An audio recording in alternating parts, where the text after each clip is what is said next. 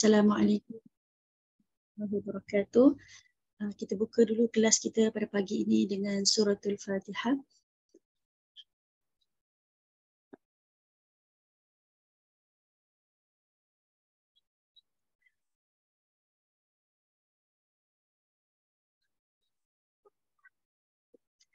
Alhamdulillahirabbil alamin wassalatu wassalamu ala asyrafil anbiya'i wal mursalin wa ala alihi wa sahbihi ajma'in.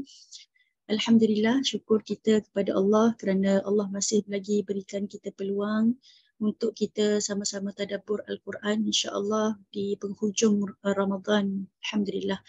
Hari ini kita sudah 28 Ramadan, 28 Ramadan. Mungkin hari ini ramai yang dah sibuk untuk pulang ke kampung, okay? Mungkin ada yang sedang berkemas kan, mungkin ada yang baru nak turun kan daripada rumah masing-masing nak menuju ke kampung. Kita doakan moga-moga Allah mudahkan sahabat-sahabat semua untuk sampai ke kampung halaman insya-Allah untuk menyambut hari raya yang akan tiba tidak lama lagi insya-Allah. Ustazah Nur Aini, apa khabar Ustazah? Alhamdulillah sihat Ustazah. Sihat dah, alhamdulillah. Alhamdulillah. Makin sihat, alhamdulillah kan. Kita tak dapat nak bertemu pada hari Isnin yang lalu, tapi Allah izinkan alhamdulillah pada hari ini kita bertemu alhamdulillah. Saya nak mohon maaf juga kepada semua peserta.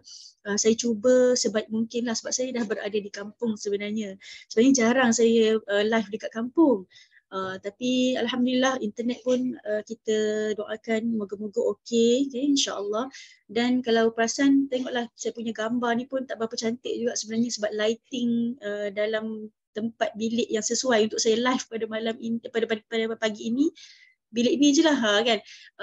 Kat luar sana mungkin tak sesuai bising dan sebagainya. Jadi saya mohon maaf, mungkin saya punya audio insya-Allah okey. Cuma gambar lah mungkin pecah-pecah dan sebagainya. Saya mohon maaf lah kepada semua peserta. InsyaAllah kita doakan moga-moga Allah berikan kelancaran lah kepada program kita atau kelas kita pada pagi ini insyaAllah. Okey, semua peserta yang saya hormati dan juga yang kita raikan Ustazah Nur Aini ataupun lebih glamour nama Ustazah Noni kan, Ustazah Noni. Mungkin dekat live sekarang semua peserta yang sedang join ni mungkin biasa dah kan ikuti kelas-kelas Ustazah Noni di Arafah Academy ataupun melalui live di Facebook Ustazah Noni sendiri kan, alhamdulillah. Okey, sebelum kita pergi ke lebih lanjut, kita berkenalan dululah dengan Ustazah Nur Aini kan. Saya kenalkan sedikit biodata beliau. Ustazah Nur Aini binti Mak Din, nama penuh beliau ataupun digelar Ustazah Noni. Ustazah merupakan pengasas ataupun founder Arafah Academy. Dari segi latar belakang akademik Ustazah, sarjana ilmu wahyu di UIA alhamdulillah, dan juga sarjana muda pun di UIA juga. Okey, alhamdulillah. Tapi Ustazah yang menariknya, Ustazah ada sijil bahasa Arab di markas Nile di Kahirah Mesir kan, insya-Allah. Mungkin kalau kita nak rujuk tentang bahasa Arab insya-Allah boleh rujuk Ustazah insya-Allah. Dan Ustazah pernah mengajar di kuis sebelum ni alhamdulillah. Sebagai pensyarah di Jabatan Bahasa Pusat Matrikulasi Kolej Universiti Islam Antarabangsa Selangor. Sekarang dah dipanggil Universiti Islam Selangor kan, UIS alhamdulillah. Dan Ustazah merupakan pengasas Arafah Academy alhamdulillah. Jadi insya-Allah lepas ni kita boleh berkenalan lebih lanjut lagi dengan Ustazah Noni insya-Allah. Ta'aruf tu mungkin bukan terhenti sampai sini saja. InsyaAllah lepas ni mungkin tuan-tuan puan-puan boleh ikuti kelas-kelas Ustazah di Arafah Academy insyaAllah. Jadi semua peserta dah ready ke? Mungkin saya nak tengok sikit di Facebook kan. Sekarang alhamdulillah kita dah ada 70 orang peserta yang sedang menonton di Facebook Live. Mungkin tuan-tuan puan-puan boleh komen dekat situ dah live ni daripada mana? Daripada rumah ke ataupun daripada kampung? Mungkin boleh update sikit dah pulang ke kampung ke ataupun belum. Okay? Ataupun masih dalam perjalanan tapi masih on lagi live untuk mendengar Ustazah Noni pada pagi ini. Dan kita doakan moga-moga Allah mudahkan semua peserta insya-Allah. Okay. Live kita pada pagi ini insya-Allah sejam hingga sejam setengah lah. Okay. Kita punya live pada pagi ini. Kita cuba untuk mendengar kupasan daripada Ustazah Noni tentang tadabbur surah Al-Hujurat insya-Allah. Surah ni kalau kita baca sejuzuk sehari, kita akan baca pada hari ke-26 Ramadan. Kan? Dan hari ni hari 28 Ramadan pun masih valid lagi. Mungkin ada yang sedang baca lagi juzuk 26, belum habis lagi juzuk 26 mungkin. Hari ni kita nak tadabbur surah Al-Hujurat yang mana ada banyak panduan-panduan tentang etika sosial sesama manusia insya-Allah. Okay. Yang di Facebook ada yang komen, ada di tempat kerja, Alhamdulillah dapat join daripada office, daripada rumah, live daripada Kelang, daripada Bangi, Alhamdulillah. Dalam kereta pun ada yang join, Alhamdulillah. Terima kasih semua peserta. InsyaAllah tanpa melengahkan masa, kita dah 10:09 minit. Jadi saya persilakan Ustazah Noni untuk berkongsi dengan kita semua insyaAllah. Falyatafaddal mashkura.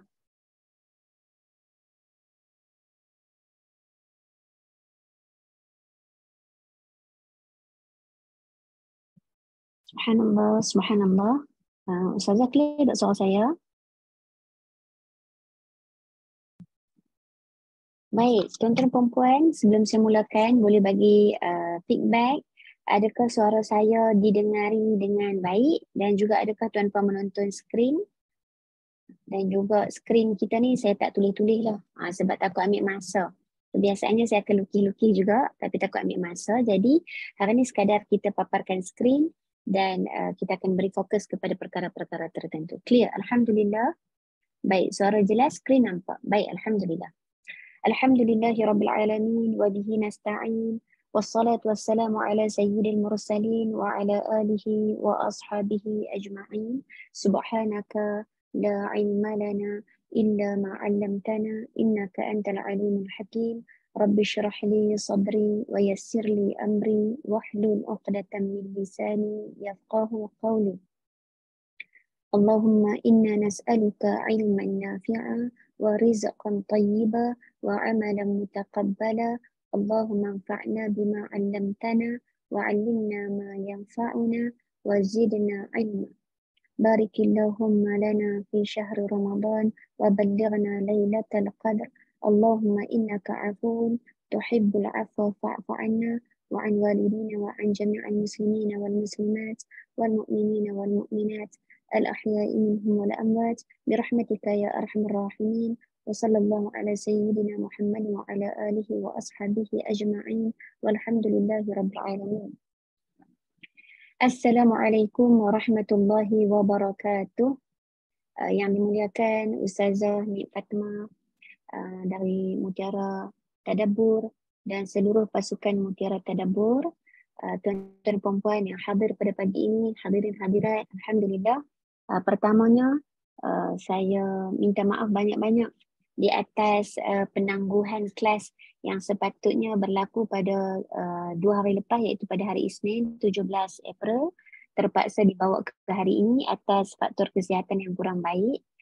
Perut pun meragam tuan-tuan perempuan, mungkin salah makan dan sebagainya, jadi saya tak dapat nak proceed. Saya minta maaf banyak-banyak kepada pihak Mutiara Tadabbur, terutamanya Ustazah Nik Fatimah dan juga tuan-tuan perempuan yang telah set dah alam yang mungkin hari ni kita nak mengaji surah Al-Hujurat tapi tak berjaya. InsyaAllah mudah-mudahan ada kebaikan dan sudah tentu setiap sesuatu takdir Allah tu tak ada yang sia-sia tuan-tuan perempuan. Baik, alhamdulillah, terima kasih juga kepada Mutiara Tadabbur yang diasaskan oleh Ustazah Nik Fatimah. Bukanlah orang yang layak untuk saya menerima jemputan ini untuk berkongsi, tetapi ini kali kedua bekerja sama bersama dengan Ustazah Nik Fatimah memenuhi ruang Ramadan tuan-tuan perempuan. Mudah-mudahan ada sedikit sebanyak apa yang ditinggalkan oleh para ulama kepada kita semua saya kongsikan untuk kebaikan kita bersama, untuk kita beramal insya-Allah, mudah-mudahan. Tuan-puan yang dimuliakan, saya alu-alukan juga tuan-tuan perempuan yang hadir, masya-Allah tabarakallah, sekitar 88 orang di pagi 28 Ramadan. Subhanallah, subhanallah. Ya, kalau tadi Ustazah baca ada yang di tempat kerja, ada yang on the way balik dan sebagainya. Subhanallah, masih bersemangat untuk mendengar pesanan-pesanan di akhir Ramadan. Dan tuan-tuan dan puan-puan, mudah-mudahan ia menambah baik kualiti amalan kita pada hari yang berbaki dalam bulan Ramadan. Tuan-puan yang dimuliakan, Alhamdulillah, saya dipertanggungjawabkan untuk berkongsi pesanan-pesanan oleh para ulama daripada kalam Allah Subhanahu wa taala daripada surah Al-Hujurat. Surah Al-Hujurat ini tuan-tuan dan puan-puan berada pada kedudukan juzuk yang ke-26 seperti yang dimaklumkan oleh Al-Fadhilah Ustazah Nik Fatimah tadi. Berada pada kedudukan 49 dalam penyusunan Al-Quran. Daripada 114 surah, dia duduk nombor 49. Seperti yang tuan-tuan dan puan-puan mungkin boleh lihat juga di paparan skrin lah. Dan kemudian surah ini memiliki ataupun mempunyai 18 ayat tuan-tuan dan puan-puan. InsyaAllah sedikit sebanyaklah kita nak cerita semua, mungkin ada kekurangan juga di pihak saya, tak dapat menyediakan nota dan sebagainya. Namun tuan-tuan dan puan-puan, sekurang-kurangnya satu ayat kita nak ambil satu pengajaran sekurang-kurangnya. Sudah tentu lebih daripada satu pengajaran tuan-tuan dan puan-puan bagi setiap ayat di dalam Al-Quran. Dan khazanah kajian Al-Quran ini takkan berhenti sampai bila-bila.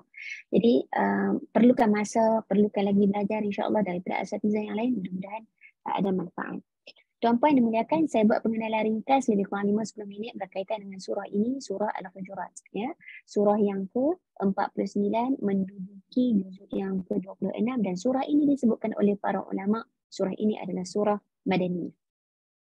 Bila cerita tentang surah Madaniyah, tuan-tuan dan puan-puan, ya, cerita tentang surah Madaniyah ni maksud dia apa? Ya, banyak definisi yang didatangkan oleh para ulama bila kita cerita tentang surah ini adalah Madaniyah. Surah ini adalah Makkiyah. Tetapi secara ringkas, tuan-tuan dan puan-puan yang dimuliakan, ya, saya mengambil dua pandangan untuk berkongsi dengan tuan-tuan dan puan-puan. Yang pertama, bila cerita tentang Makkiyah ataupun Madaniyah, ada ulama mendatangkan definisi daripada sudut masa ataupun tempoh. Berarti kalau Makkiyah itu disebutkan masa sebelum hijrah, ya, sebelum Nabi berhijrah ke Madinah. Adapun Madaniyah daripada sudut masa atau tempoh, ia bererti menurut definisi sebahagian ulama, ia adalah surah yang diturunkan selepas hijrah. Ya, so kalau Makkiyah adalah sebelum hijrah, Madaniyah adalah selepas hijrah.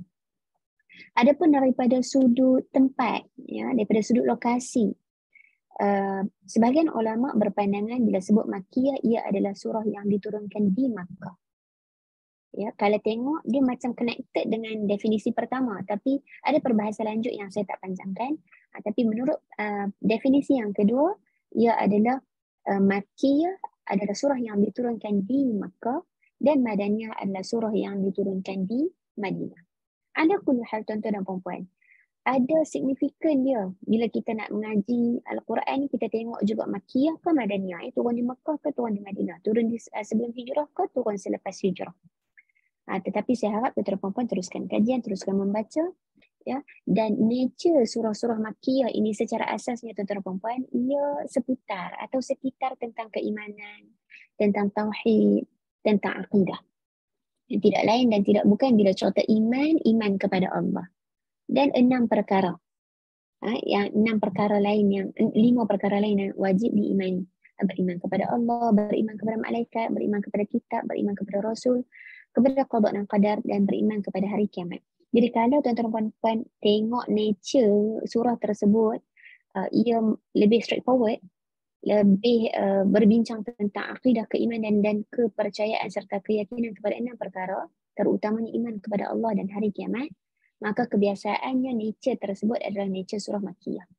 Adapun surah-surah Madaniyah, tuan-tuan dan puan-puan, antaranya adalah surah Al-Hujurat. Ia seperti yang Ustazah Nik Fatimah sebut tadi, iaitu menampilkan perbincangan tentang perhubungan, tentang komunikasi, tentang interaksi, tentang etika, tentang adab dan akhlak, bagaimana kita nak bergaul sebagai ahli masyarakat. Dan ini antara perkara yang dipaparkan oleh surah Al-Hujurat secara spesifik. Ya, surah-surah Madaniyah yang lain ia sekitar tentang hukum hakam, cerita tentang halal haram dan sebagainya. Ia termasuk juga cerita tentang hukum hakam muamalat, tentang faraid, tentang hutang piutang, tentang nikah kahwin dan kepelbagaian cerita hukum hakam pada situasi surah-surah Madaniyah. Jadi ini antara pengenalan asas kepada surah Al-Hujurat. Ia berada pada juzuk yang ke-26, surah yang ke-49, berada di dalam kategori surah-surah Madaniyah. Tuan-puan yang dimuliakan, antara perkara lain sebelum kita bergerak ayat daripada ayat ke ayat, saya minta maaf banyak juga, mungkin ada yang kali pertama bersama dengan saya, kita duk bahasa lorat Kedah lah tuan-tuan perempuan. Jadi kalau sekiranya tak faham, boleh rujuk, boleh tanya di ruang komen, Ustazah maksud apa tu? Kan nanti Ustazah Nik Fatma akan translate dekat kita lah, apa maksud dia sebagainya. Baik, subhanallah, tabarakallah. Tuan-tuan dan puan-puan, surah Al-Hujurat ini subhanallah seperti yang kita sebutkan. Kalau tengok maksud, ia adalah the rooms ataupun bilik-bilik. Ia nak mencerita tentang apa? Secara literal, ia membawa maksud bilik yang merujuk kepada bilik-bilik isteri-isteri baginda Nabi sallallahu alaihi wasallam. Bila cerita tentang bilik, ia sebenarnya membawa maksud rumah. Tetapi nak bagi tahu lah kan, seperti yang kita maklum tuan-tuan perempuan. Kalau kita ziarah Madinah kan, kita tengok bilik Nabi ataupun bilik Sayyidatuna Aisyah radhiyallahu anha ataupun mana-mana bilik isteri Nabi yang mungkin pernah kita lihat gambarnya ataupun lukisannya dan sebagainya ataupun bayangannya. Kecil dia tuan-tuan perempuan, tak sebesar mana. Tetapi bilik itulah nak ceritakan tentang rumah. Berbanding rumah kita hari ni kan tuan-tuan perempuan, kalau cerita bilik tu memang bilik lah. Kalau rumah barulah rumah yang ada bilik di dalamnya. Menunjukkan kehidupan Nabi yang sangat-sangat sederhana. Dan juga ada sebab kepada penamaan surah ini adalah surah Al-Hujurat. Dan secara spesifik perkataan ini tuan-tuan perempuan akan lihat pada ayat yang keempat. Secara spesifiknya, ya, ada perkataan Al-Hujurat di sini dan ini juga dikaitkan dengan penamaan surah Al-Hujurat, surah yang menamakan bilik-bilik. Secara literal. Adapun secara kita nak lihat daripada sudut falsafah ataupun kita katakan melihat lebih dari luar kotak tentang bilik. Ia bukan sekadar menceritakan tentang bilik para isteri Nabi sallallahu alaihi wasallam, iaitu rumah para isteri Nabi sallallahu alaihi wasallam, tetapi juga bila kita faham tentang bilik tuan-tuan dan puan-puan, ya, ia adalah satu tempat untuk menjadi ruang privasi kita. Ruang sulit ataupun ruang persendirian. Ada barrier ataupun ada border. Ya, kalau saya berada di dalam bilik ini, ya, ada orang yang di luar yang nak masuk kena ketuk dulu. Ini antara falsafah yang kita nak faham lebih luas daripada perkataan bilik semata-mata. Iaitu ada orang nak masuk kena ketuk dulu, betul tak? Kalau bilik ibu ayah, anak-anak pada masa curfew yang ada di dalam surah An-Nur kena ketuk dulu minta izin. Begitu juga ada dinding. Maksudnya bilik adalah satu ruang privasi secara asas. Ada border ataupun ada barrier yang kita tak boleh nak melampaui ataupun melangkaui bila ada seseorang itu berada di dalam biliknya. Ia juga secara asasnya tuan-tuan perempuan membantu untuk saya lebih memahami surah ini. Ada border-border yang kita tak boleh nak lebih daripada sepatutnya. Kalau kita berkomunikasi dengan Nabi, bagaimana sepatutnya kita berkomunikasi dengan Nabi? Ada ruang yang kita tak boleh lebih, tak boleh langkau. Kalau kita berkomunikasi dengan ayah kita, dengan ibu kita, dengan pasangan kita, dengan masyarakat kita, ya, apa perkara yang sepatutnya kita hormati? Border mana yang sepatutnya kita tak lebih? Dan kalau kita nak melangkaui, bagaimana sepatutnya kita beradab untuk masuk ke ruang privasi? Saya harap rakan-rakan dapat idea ataupun bayangan daripada perbincangan falsafah kita tentang Hujurat.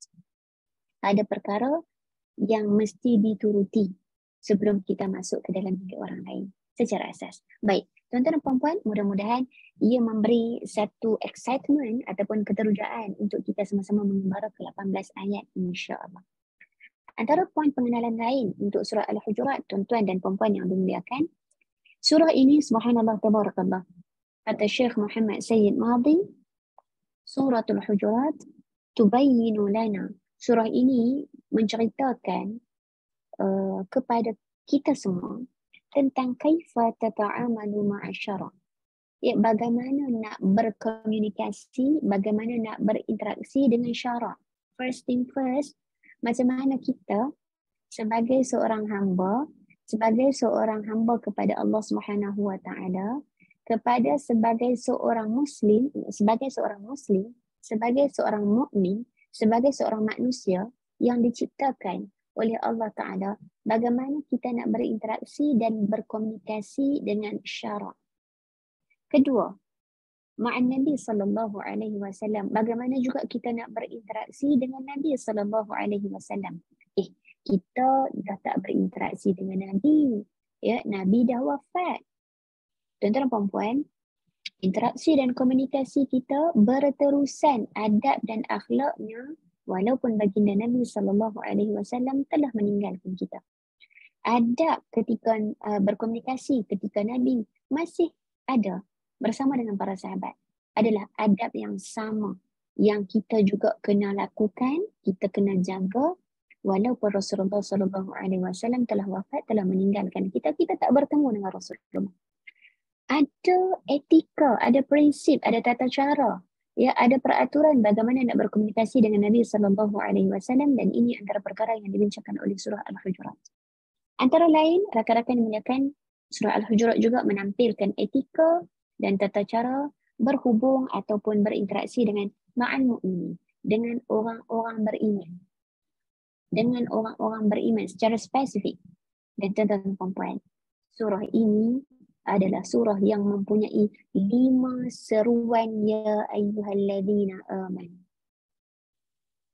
Walaupun surah ini, ya, bukan nak cerita tentang untuk orang beriman semata-mata, sebab nanti di dalam surah ini tuan-tuan dan puan-puan ada 6 seruan, ya.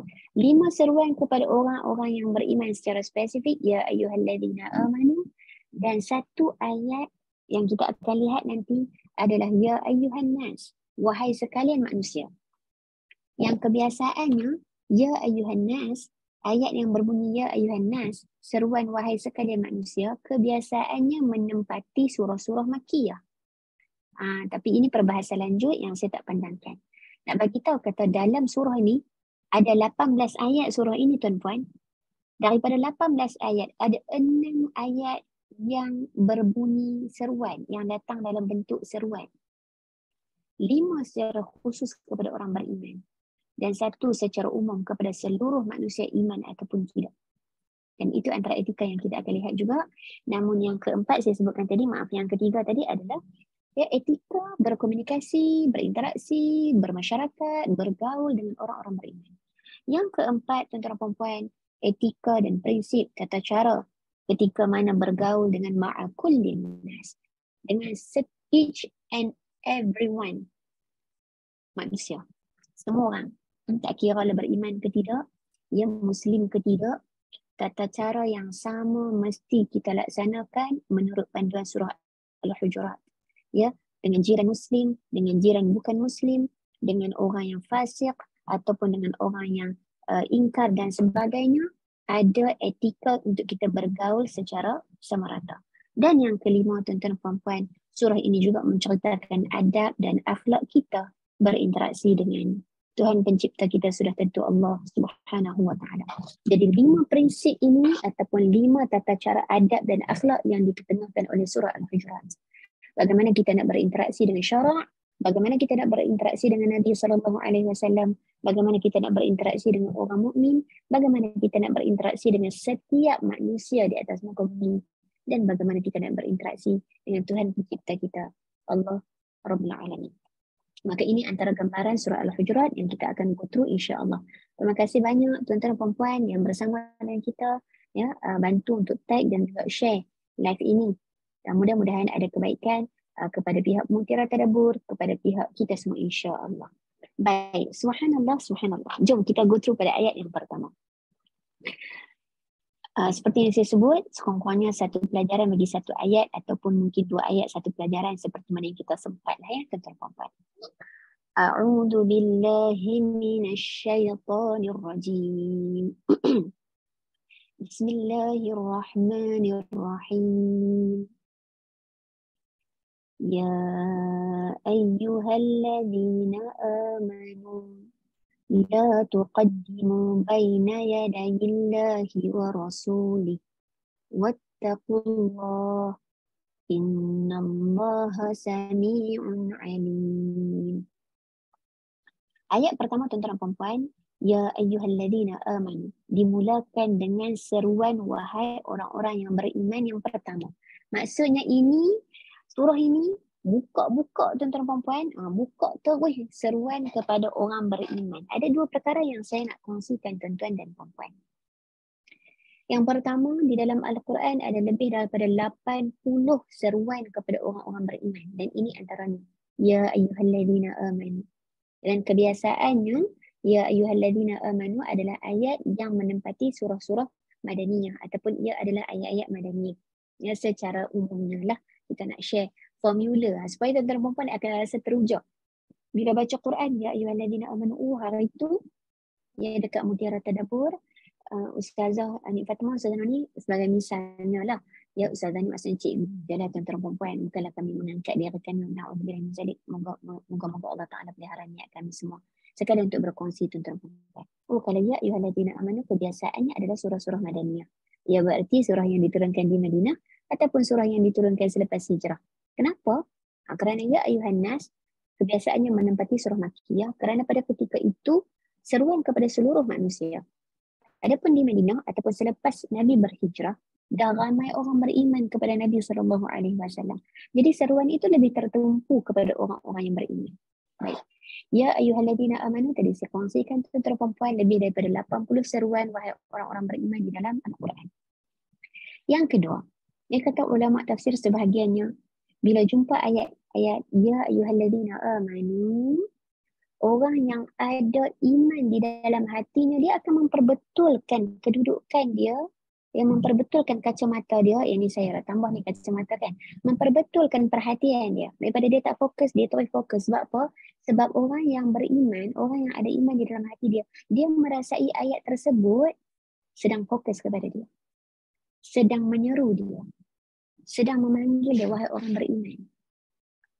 Tuan-tuan dan puan-puan, berbeza dengan wahai sekalian manusia. Ya, tidak ada spesifik. Semua termasuk. Just imagine tuan-tuan dan puan-puan, kalau dalam satu tempat, saya katakan, tuan-tuan dan puan-puan yang dimuliakan. So, setiap orang adalah diseru. Ya, maksudnya mengena diri juga. Tapi setiap orang di dalam tu. Jadi mungkin ada orang yang masih memberi tumpuan. Mungkin ada orang yang tidak memberi tumpuan. Ini secara analogi kita lah. Ini analogi sembang kita secara kemanusiaan.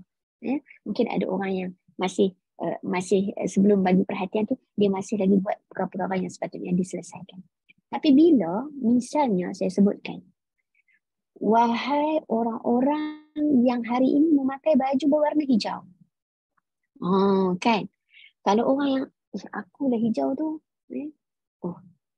speaker ni sebut pasal aku ni, sebut pasal saya ni. Jadi dia lebih spesifik, lebih tertumpu kepada orang-orang yang tertentu. Maksudnya macam kalau tadi saya orang yang pakai baju warna hijau, saya akan kata, speaker ni cakap pasal aku. Betul kan? Jadi ini antara perkara yang saya sebutkan juga yang ditinggalkan oleh para ulama. Bukan idea saya tuan-tuan dan puan-puan, apa yang disebutkan oleh para ulama.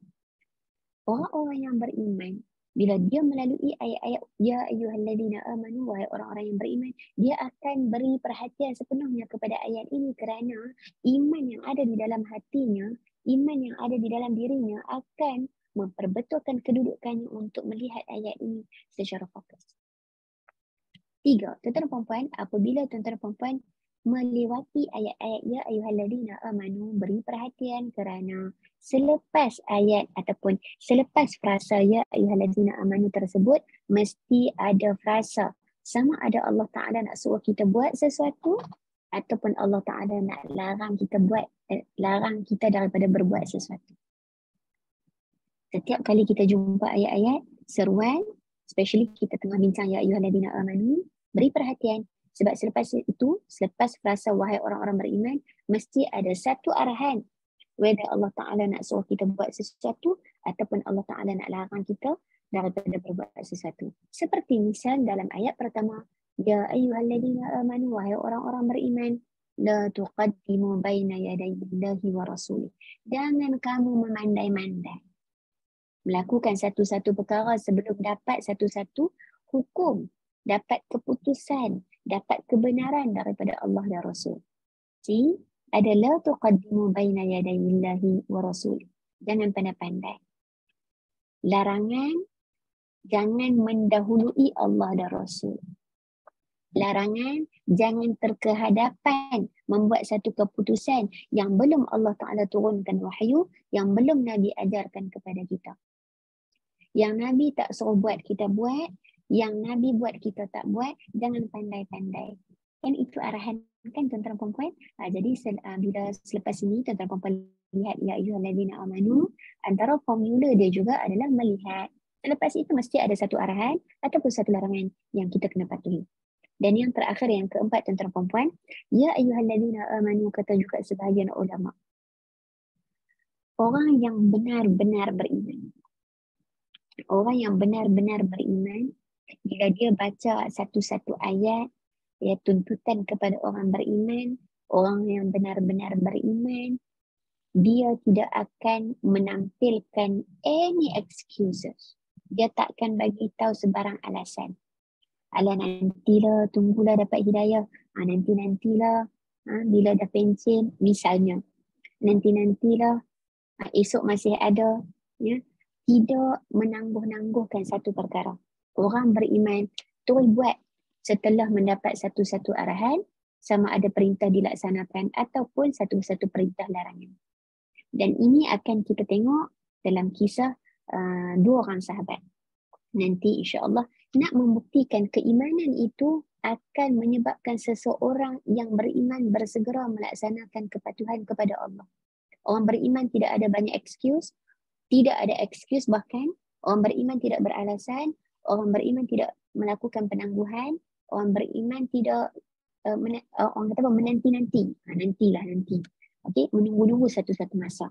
Maka ini antara refleksi yang penting untuk saya dan kita semua tuan-tuan perempuan.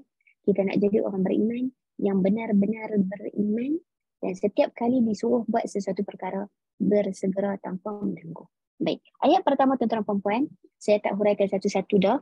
Ya, saya bagi tak idea ataupun pengajaran ataupun apa maksud daripada ayat satu ini secara keseluruhan. Tuan-puan, ya ayyuhallazina amanu la tuqaddimu baina yadayillahi wa rasulih. Wahai orang-orang beriman, la tuqaddimu, jangan kamu memandai-mandai. Melakukan satu perkara sebelum dapat satu hukum ataupun dapat satu kebenaran baina yadayillahi wa rasulih, dari Allah dan Rasul. Wattaqullah, bertakwalah kamu kepada Allah. Innallaha sami'un alim. Sesungguhnya Allah Maha Sami', Maha mendengar, Alim, Maha mengetahui. Tuan-puan yang dimuliakan, saya nak fokus kepada perkataan la tuqaddimu. La tuqaddimu, kalau ikut terjemahan, jangan kamu memandai-mandai. La tuqaddimu, jangan kamu memandai-mandai. Perkataan tuqaddimu terkait dengan perkataan muqaddimah. Tuan-tuan perempuan kalau baca buku kan, dia ada depannya kata pengantar ataupun kata aluan, kata pendahuluan ataupun muqaddimah dituliskan dalam bahasa Melayu yang asalnya daripada bahasa Arab, muqaddimah. Apa maksud muqaddimah tuan-tuan perempuan? Muqaddimah adalah pendahuluan. Ya, muqaddimah adalah pendahuluan, nak bagi tahu kata perkataan itu ataupun ucapan itu mendahului fasa-fasa ataupun episod-episod perbincangan yang berikutnya dalam buku tersebut. Buka buku muqaddimah dulu. Itulah pendahuluan yang mendahului perkara-perkara lain di dalam sebuah buku sebagai misal. Maksudnya apa? La tuqaddimu, jangan mendahului. That's why terjemahan dia jangan memandai-mandai. Ya. So membawa maksud yang sekitarnya. La tuqaddimu, jangan mendahului. Sebelum Allah Ta'ala datangkan satu hukum, sebelum Nabi menyampaikan sesuatu wahyu yang telah diturunkan oleh Allah, kamu jangan memandai-mandai. Kamu jangan mendahului wahyu ataupun hukum yang ditetapkan oleh Allah dan Rasul. Hal ini, kata para ulama, yang pertama tuan-tuan perempuan, kita nak faham, jangan fahami hukum hakam dengan cara tersendiri. That's why tuan-tuan perempuan, ayat pertama ini adalah adab dan akhlak, etika dan prinsip, tata cara kita berinteraksi, tata cara kita berkomunikasi dengan syarak. mesti ikut apa yang telah ditetapkan oleh syarak. Jangan kita memandai-mandai. Jangan kita buat keputusan sendiri. Jangan kita tafsirkan Al-Quran sendiri. Jangan kita ambil kefahaman hadis berdasarkan kefahaman kita sendiri. Jangan kita menterjemahkan amalan beragama dengan kefahaman kita sendiri. Mesti berguru dengan guru yang diiktiraf. Dengan guru yang berkeahlian dan berkepakaran. Saya juga sebagai seorang penuntut ilmu, rakan-rakan tuan-tuan puan-puan muliakan, saya juga mengambil pesanan yang sama untuk diri saya dan kita semua. Ya, jangan buat keputusan sendiri, jangan tafsir sendiri, jangan faham agama dengan fikiran dan kefahaman sendiri. Ya. Dalam masa yang sama tuan-tuan puan-puan, ia juga membawa maksud jangan tambah dan jangan kurang, khususnya dalam hal-hal ibadah. Apa yang Nabi tak buat, jangan kita buat.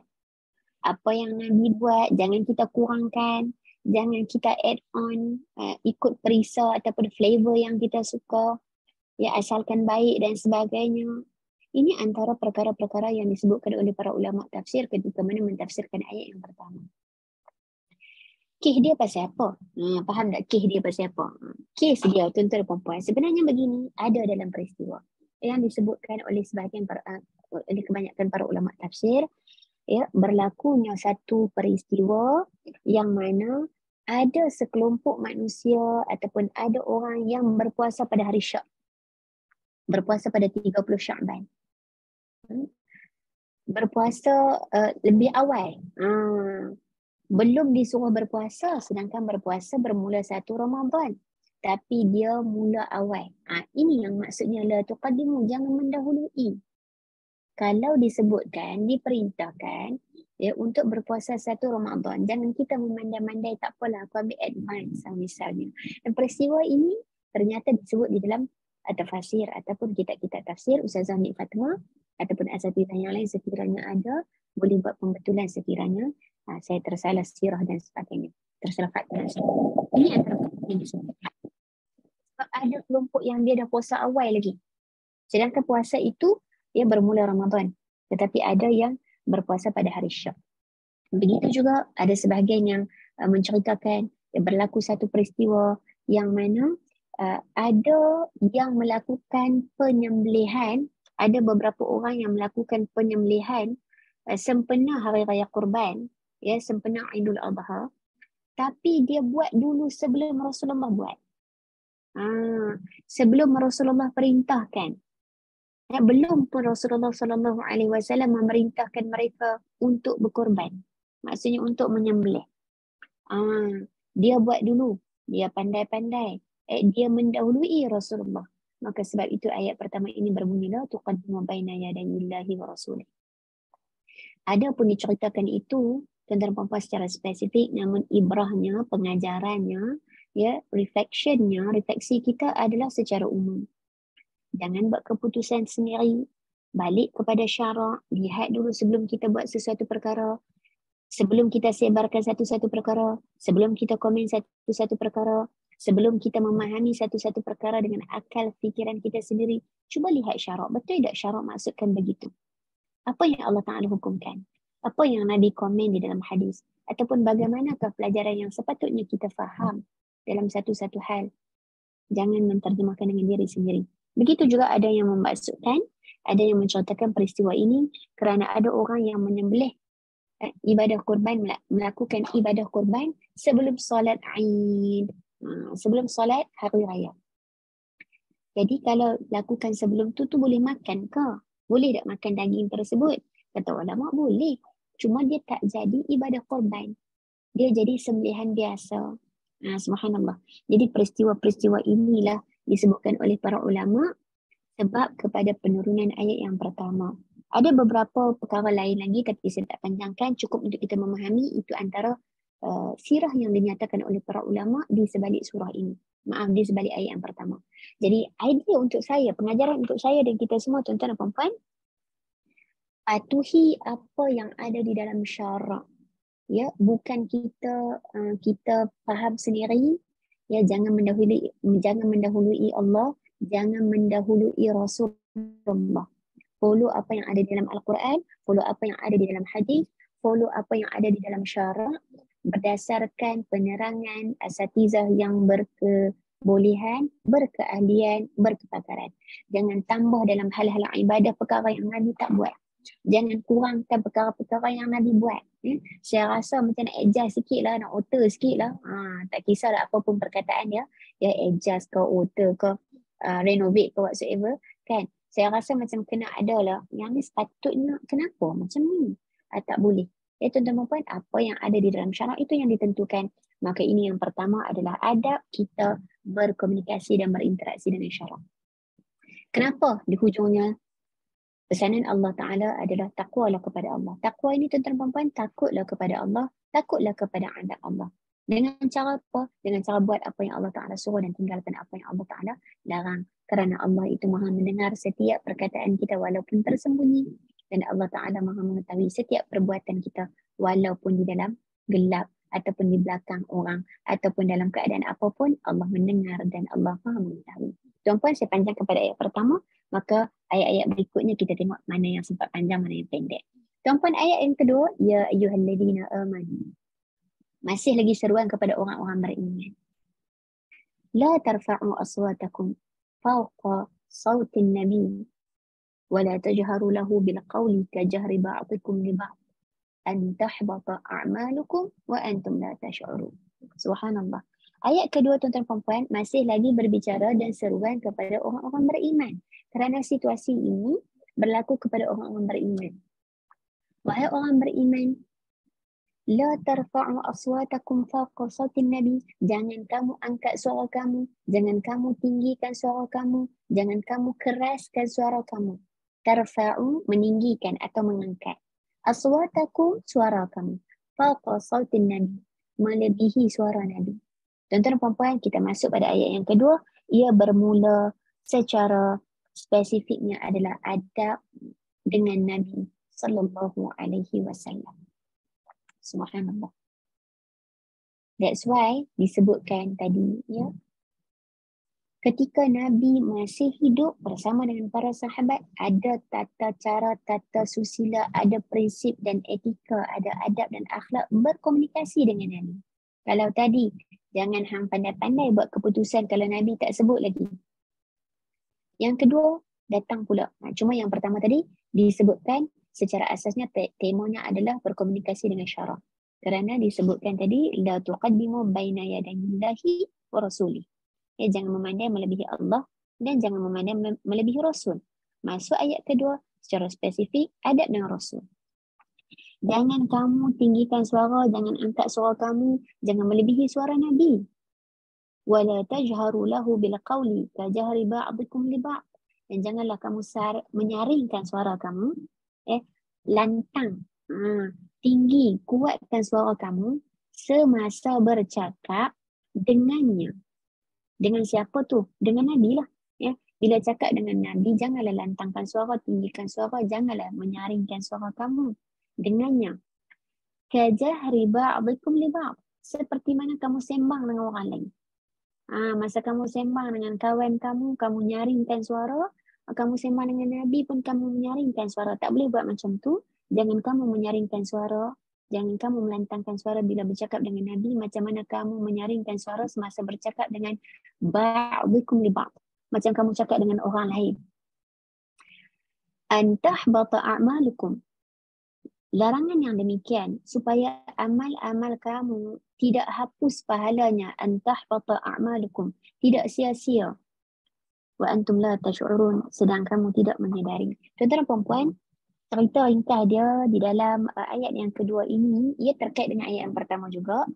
Tetapi secara perkara yang saya boleh kongsikan secara spesifik berkaitan dengan ayat kedua, berlaku satu peristiwa secara asasnya. Okey, yang mana ini ayat pertama dan juga ayat kedua jugalah disebutkan oleh sebahagian ulama, yang mana berlaku satu situasi, yang mana situasi tersebut ya adalah dua orang sahabat besar baginda Nabi SAW, iaitu Sayyidina Abu Bakar bersama dengan Sayyidina Umar. Yang mana ketika itu mereka nak melantik pemimpin. Ya, Sayyidina Abu Bakar mencadangkan seorang namanya Qa'qa'. Dan Sayyidina Umar mencadangkan pula seorang sahabat bernama Al-Aqra. Jadi mereka duk mencadangkan lah. Ni kita katakan nak tengah voting lah ni tuan-tuan puan-puan. Sayyidina Abu Bakar kata qaq. Ya, Umar kata jangan wahai Rasulullah, kita angkat Al-Aqra. Ya, kemudian Abu Bakar kata balik, janganlah tentang usul aku. Aku nak kata qaq. Umar jawab, ini sekitar saya sebut dalam bahasa saya, ya. Aku tidak menentang, tapi aku nak cadang lah. Yang sepatutnya kita angkat adalah Al-Aqra. Al-Aqra. Sebegitulah antara yang disebutkan. Antaranya juga adalah Profesor Dr. Wahbah Zuhaili menyebut di dalam kisah ini di dalam tafsirnya, tafsir Dr. Wahbah Zuhaili lah, ya. Profesor Dr. Wahbah Zuhaili, tafsir Al-Munir. Dan juga beberapa tafsiran yang lain juga menceritakan kisah ini. Ya, maka bila terjadinya situasi tersebut, ya, Abu Bakar mencadangkan qaq, Umar mencadangkan Al-Aqra, hingga suara keduanya sedikit keras, sedikit tinggi, ya, untuk memberi cadangan. Ya, sebenarnya bukanlah nak berniat untuk melampaui Nabi, tetapi kerana telah meninggikan atau mengangkat sedikit suara melebihi suara Nabi kerana nak memenangkan cadangan yang diusulkan. Itu asas dia. Secara asasnya apa yang disebutkan. Maka turunlah ayat 1 sehingga 5 menurut apa yang disebutkan di dalam hadis-hadis yang ada. Maksudnya disebabkan itu turun ayat 1 sampai 5. Ya, kena tunggu dulu Allah Ta'ala bagi wahyu kepada Rasul. Kena tunggu Rasulullah dulu sampaikan wahyu tersebut. Bagi tahu apa keputusan dia. Ya, jangan kamu tinggikan suara terhadap Nabi. Ya, macam mana kamu sembang dengan kawan-kawan yang lain. Ya, kerana Nabi Muhammad sallallahu alaihi wasallam adalah Rasul. Ditugaskan untuk menyampaikan wahyu, untuk menyampaikan informasi yang tepat, untuk menyampaikan apa yang dipesan oleh Allah. Jadi tunggu, jangan memandai. Nah, begitu ada perkaitan dia. Subhanallah, tabarakallah.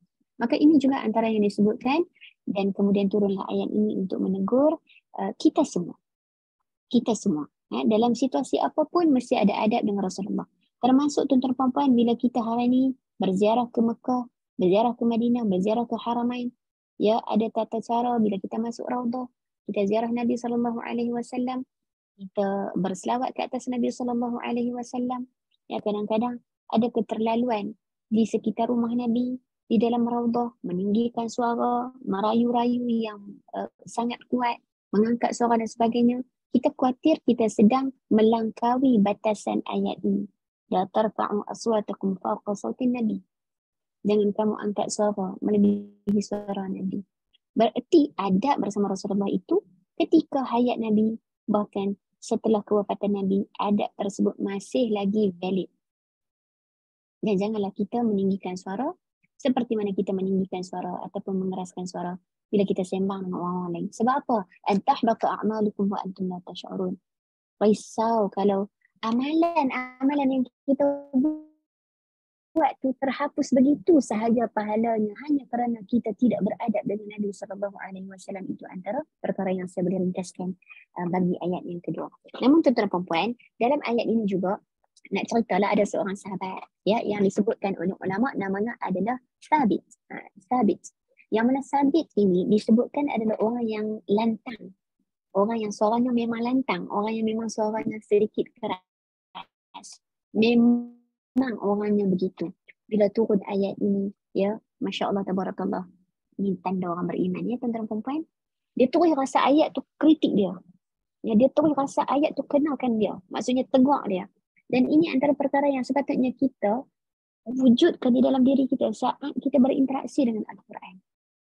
Walaupun cerita itu cerita tentang Yahudi, tuan-tuan perempuan, kita kena rasa, sifat orang Yahudi ni macam ada je kat aku. Yang suka mengkira janji, ada ilmu tapi tak beramal, suka perangi para nabi.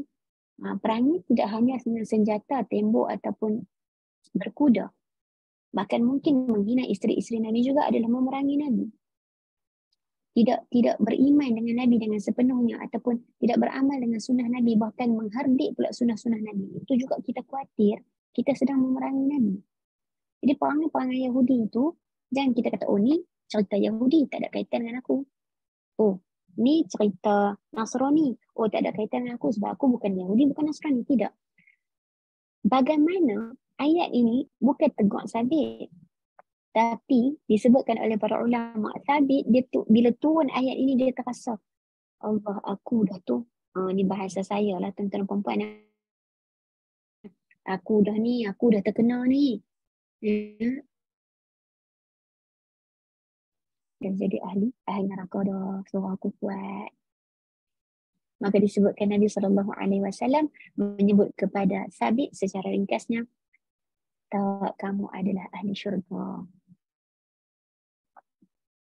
Subhanallah. Tuan-tuan puan, kita kena contohi sikap kita melangkaui, kita membaca, kita tadabbur ayat-ayat di dalam Al-Quran.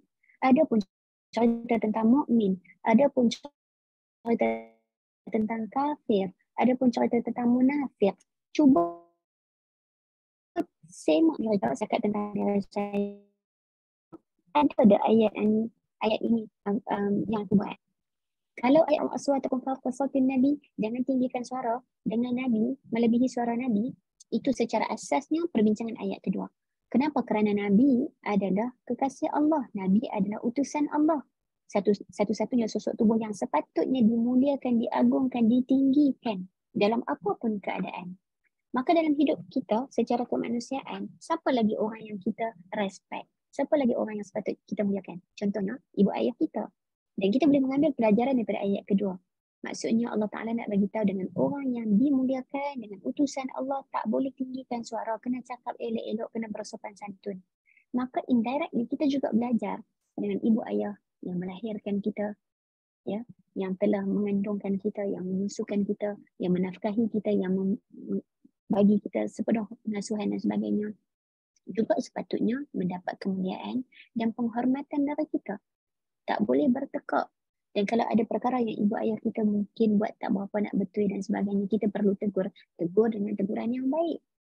Maka ini antara perkara-perkara yang kita sebutkan adab dan akhlak ketika mana berkomunikasi secara khusus dengan Nabi.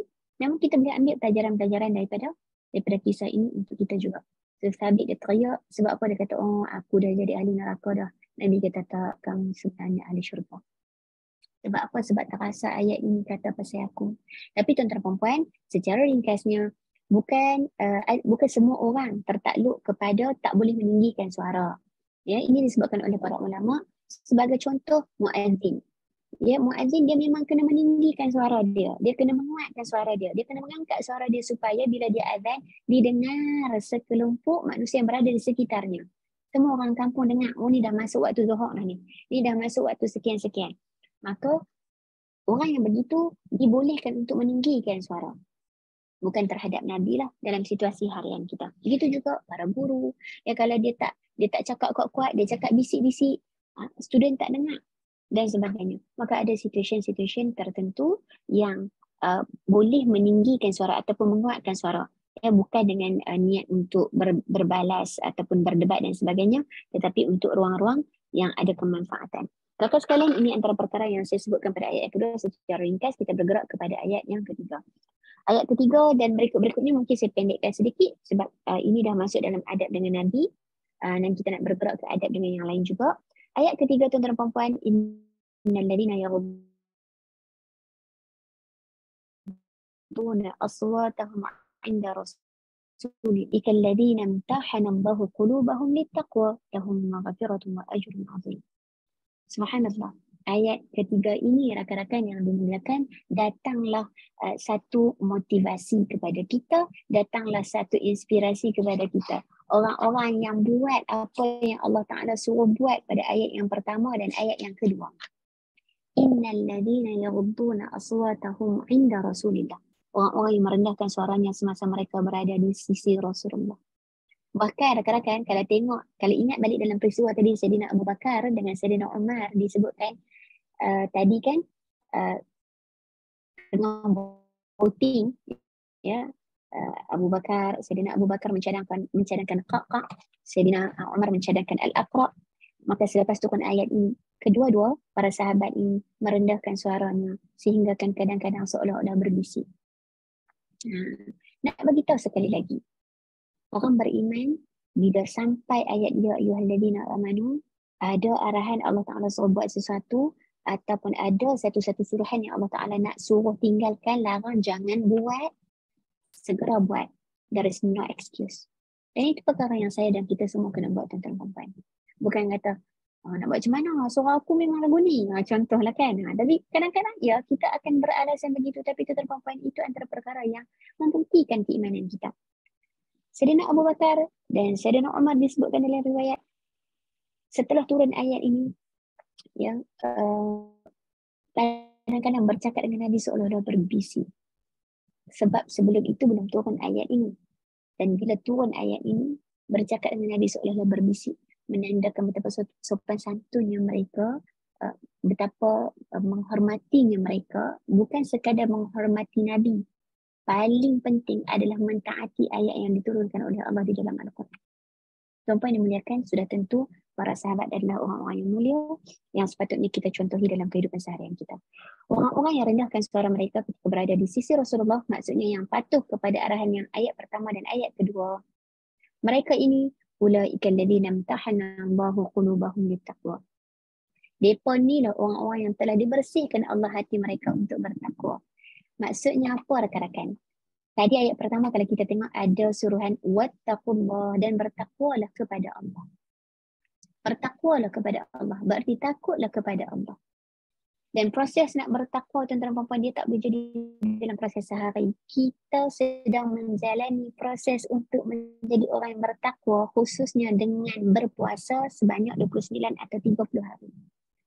Ayat di dalam surah Al-Baqarah, ya ayyuhalladzina amanu kutiba alaikumus-shiyam kama kutiba alal ladzina min qablikum la'allakum tattaqun.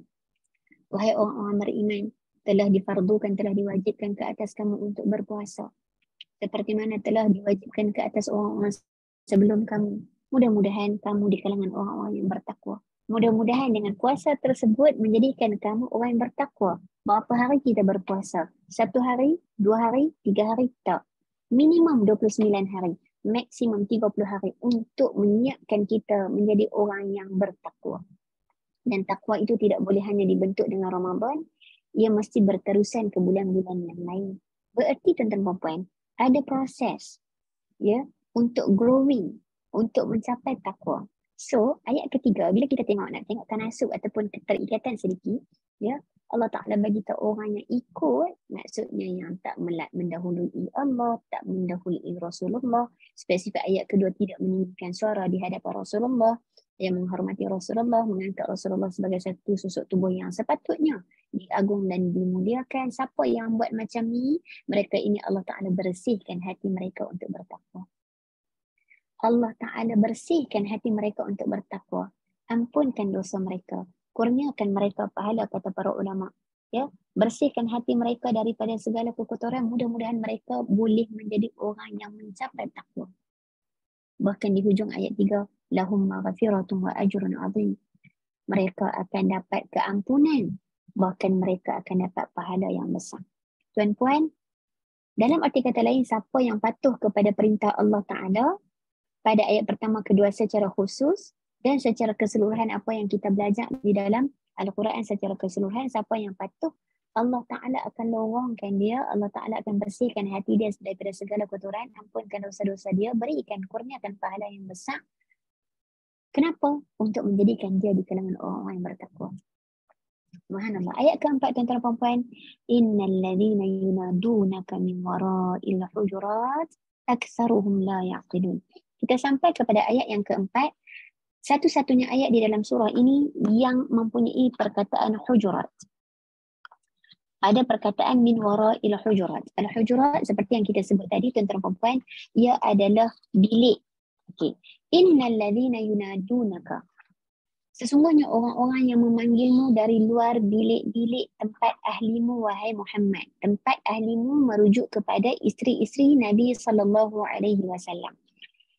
Aktsaruhum la yaqilun. Kebanyakan mereka tidak mengerti adab dan juga tata tertib. Tak tahu tata cara macam mana nak berkomunikasi dengan Rasulullah. Ya, diceritakan oleh para ulama, ini adalah orang Arab Badui ataupun juga sebahagian menyebut beberapa orang daripada Bani Tamim. Mereka nak jumpa Nabi SAW, mereka panggil Nabi SAW macam panggil kawan dari luar rumah ataupun dari luar tempat ahli Rasulullah, iaitu zaujatin Nabi, para isteri Nabi SAW. Ya, maka Allah Ta'ala disebutkan oleh para ulama, Allah Ta'ala mencela mereka yang panggil Nabi dari luar bilik, yang mana mereka ini tak prihatin dengan adab yang sepatutnya. Ya, sepatutnya walau annahum sabaru hatta takhruja ilaihim lakana khairan lahum. Sambungan 45 ya tuan-tuan dan puan. Kalaulah mereka sabaru, mereka bersabar, hatta takhruja ilaihim, sehingga engkau yakni Nabi SAW keluar jumpa mereka, lakana khairan lahum, tentulah cara yang demikian lebih baik bagi mereka. Wallahu ghafurur rahim. Allah Maha Pengampun lagi Maha Mengasihani. Rakan-rakan yang dimuliakan, ayat 4 dan 5 ini sangat-sangat dekat to each other, antara 4 dan 5. Nak bagi tahu kata ayat keempat ini, ya, sekelompok Arab Badui, begitu juga sebahagian menyebut Bani Tamim, ada puan ni pergi ke rumah Nabi, dari luar rumah Nabi ataupun dari luar bilik-bilik isteri Nabi, dipanggilnya Nabi, ya, wahai Muhammad, ataupun juga sebahagiannya perkataan. Jadi Allah Ta'ala nak bagi tahu sepatutnya tak bolehlah buat macam tu. Kamu kan deal dengan Nabi SAW. Kamu deal dengan pemimpin ummah Rasulullah SAW, dengan kekasih Allah, dengan utusan Allah. Seolahnya bahasa saya, tuan-tuan dan puan-puan, janganlah panggil Nabi macam kamu kelui kawan-kawan kamu. Kalaulah hampa sabar saat tunggu sampai Rasulullah keluar jumpa kamu, kan itu jauh lebih baik. Tak payahlah dipanggil-panggil. Tunggu Nabi akan keluar menemui mereka, lakana khairan lahum. Itulah cara yang terbaik. Kenapa? Kerana Nabi adalah Nabi. Kerana Nabi adalah Rasul. Kerana Nabi SAW adalah utusan yang dimuliakan, ditinggikan dan diagungkan, yang sepatutnya kita hormat dengan sepenuh-penuh penghormatan. Dalam idea lain, kita nak faham bahawa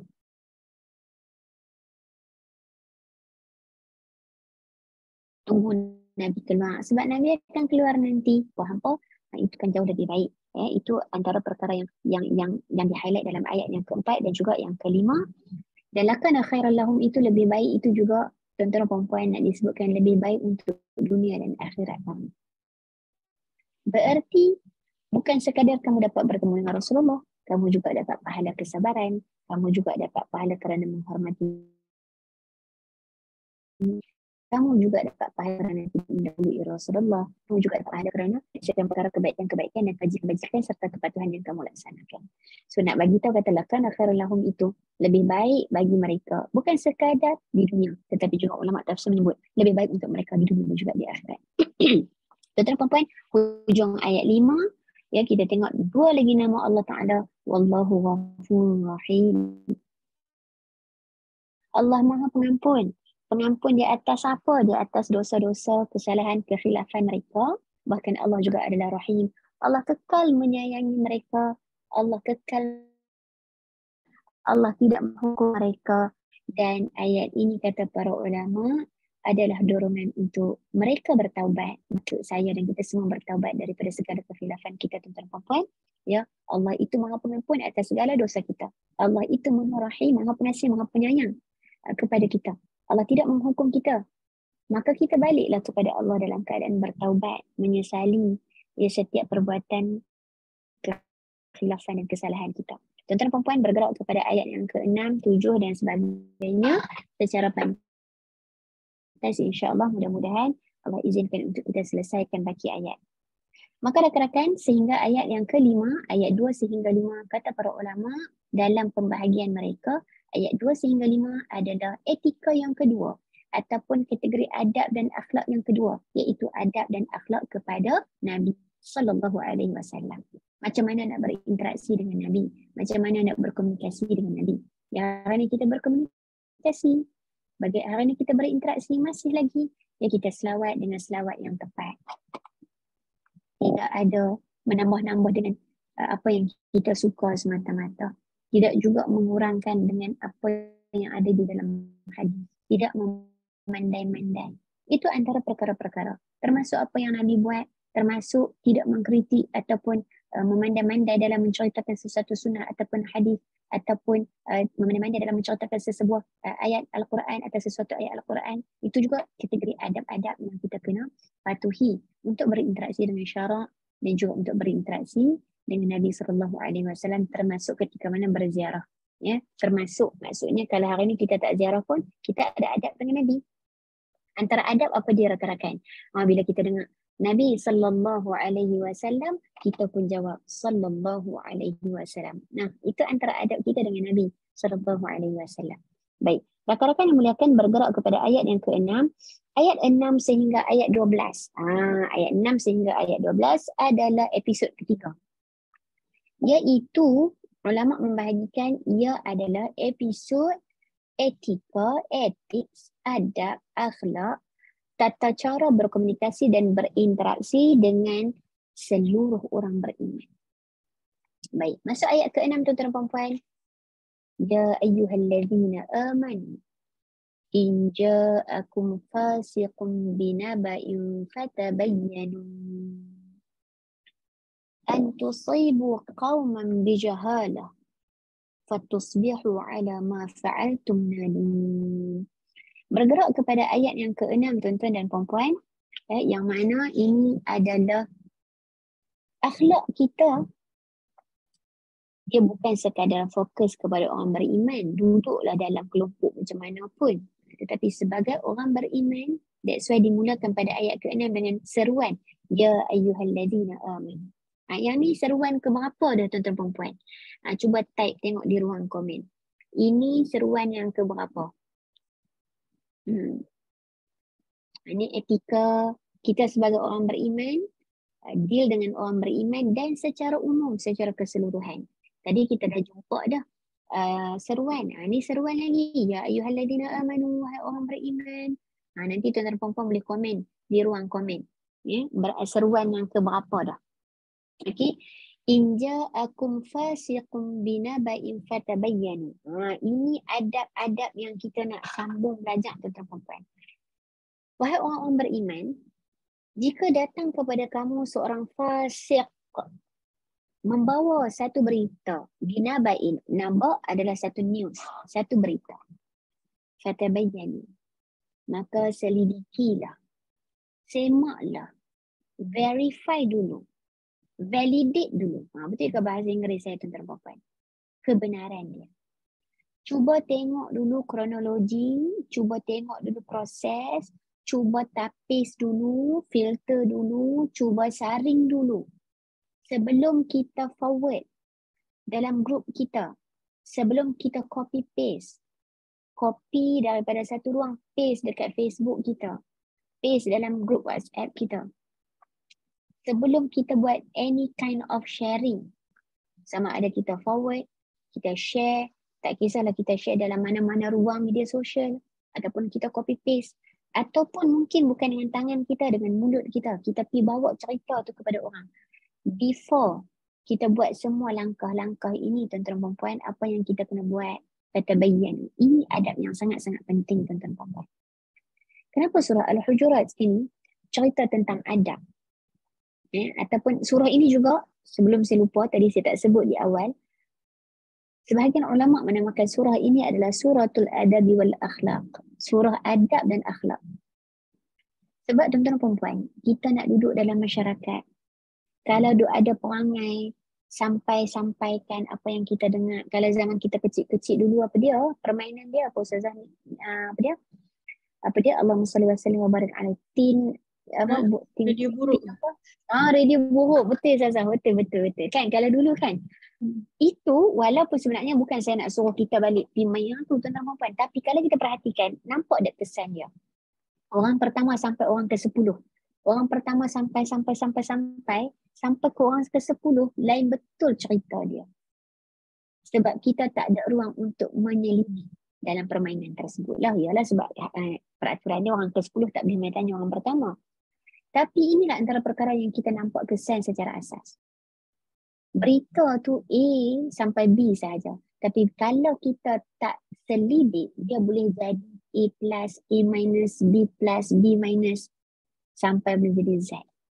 Maka tuntutan ke atas orang beriman yang ada iman di dalam hati dia, fatabayyanu, selidik dahulu, verify dahulu apa sahaja berita yang sampai. Baik.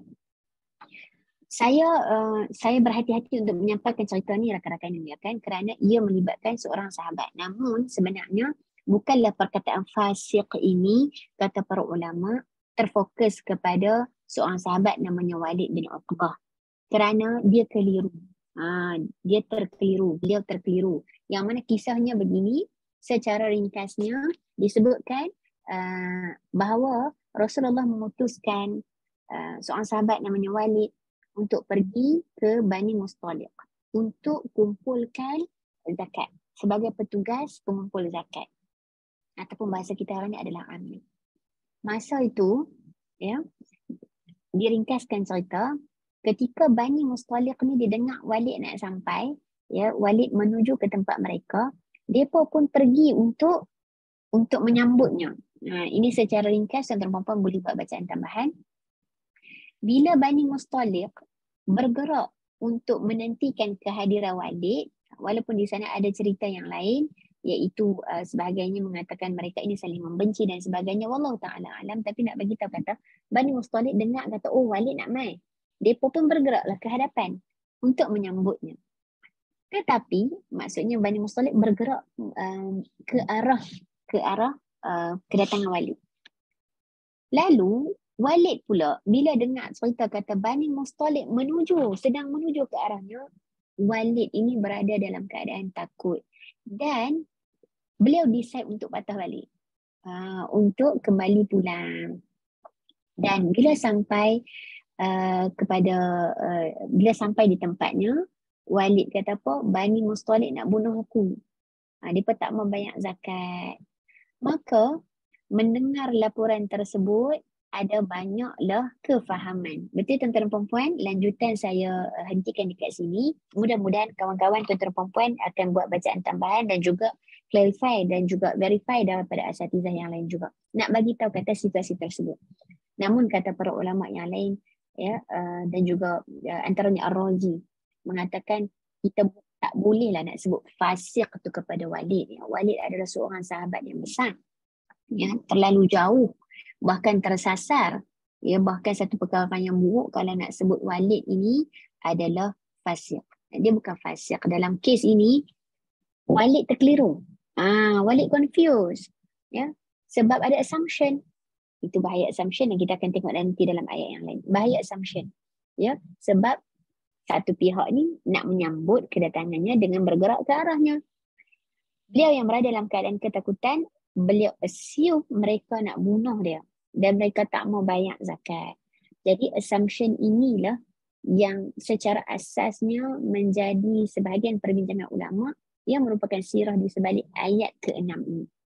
Namun seperti yang disebutkan oleh para ulama, nak sebut Walid seorang sahabat Nabi sebagai fasik itu sangat-sangat tersasar ataupun sangat-sangat tidak sesuai lah, terlalu jauh, kerana Walid adalah seorang sahabat yang mulia, seorang sahabat yang dekat dengan Nabi SAW. Jadi nak bagi tahu kata kaedah dia dalam situasi tadi, Walid tidak sengaja kerana membuat jangkaan ataupun membuat sangkaan, confused, tak sengaja, ya. Jadi kalau kita tengok perkataan fasik ini tuan-tuan perempuan, antara yang disebutkan perkataan fasik ini maksud dia apa? Orang yang keluar dari batasan agama ataupun syariat, ya, secara asas. Tapi idea ayat ini untuk saya dan kita semua, kalau kita dengar satu berita dari sesiapa pun, kalau tuan-tuan perempuan lihat pada perkataan fasiqun, kita share tentang luar sikit, fasiqun datang dalam bentuk nakirah dan nabain juga datang dalam bentuk nakirah. Nakirah ni apa dia tuan-tuan perempuan? Secara asasnya nakirah ini adalah kata namaan. Dalam arti kata yang lain, kata para ulama, nak bagi tahu kata hang dengar berita daripada siapa pun dan apa pun jenis berita yang hang dengar, please verify. Please selidik dulu. Please saring dulu. Please make sure dulu betul tak berita tu. Walaupun mungkin datang daripada orang yang terpercaya, kena semak. Walaupun mungkin datang daripada orang yang hang tak suka, kena semak. Ya, maksudnya jangan pilih bulu dalam hal menerima satu-satu butiran. Oh, aku dah kenal dia 20 tahun, tak dia cakap bohong. Tak boleh kan tuan-tuan. Kena semak. Apatah lagi sekiranya orang itu sememangnya sentiasa keluar daripada batasan-batasan agama yang disebutkan namanya fasik. Okey, kena semak. Apa pun mai sampaikan satu-satu berita kepada kita, kena semak. Dan apa pun jenis berita, naba'in dalam bentuk nakirah juga. Maksudnya bukan berita tentang satu benda saja. Apa-apa pun berita. Ya, dalam situasi kita hari ini, maafkan saya sebut di media sosial, pelbagai jenis berita. Ada pun berita daripada sudut hari raya, kan dah duk ingat dah hari ni, daripada beberapa minggu ataupun beberapa hari lepas, ya, hari raya hari Jumaat, ya, ataupun hari Sabtu. Dan ada pula orang yang menyindir ataupun orang yang buat lawak, orang-orang yang make it fun dengan cerita-cerita ataupun laporan-laporan hari raya. Tuan-tuan dan puan-puan, kita memang dah tahu dah pengumuman tersebut adalah daripada pihak berautoriti.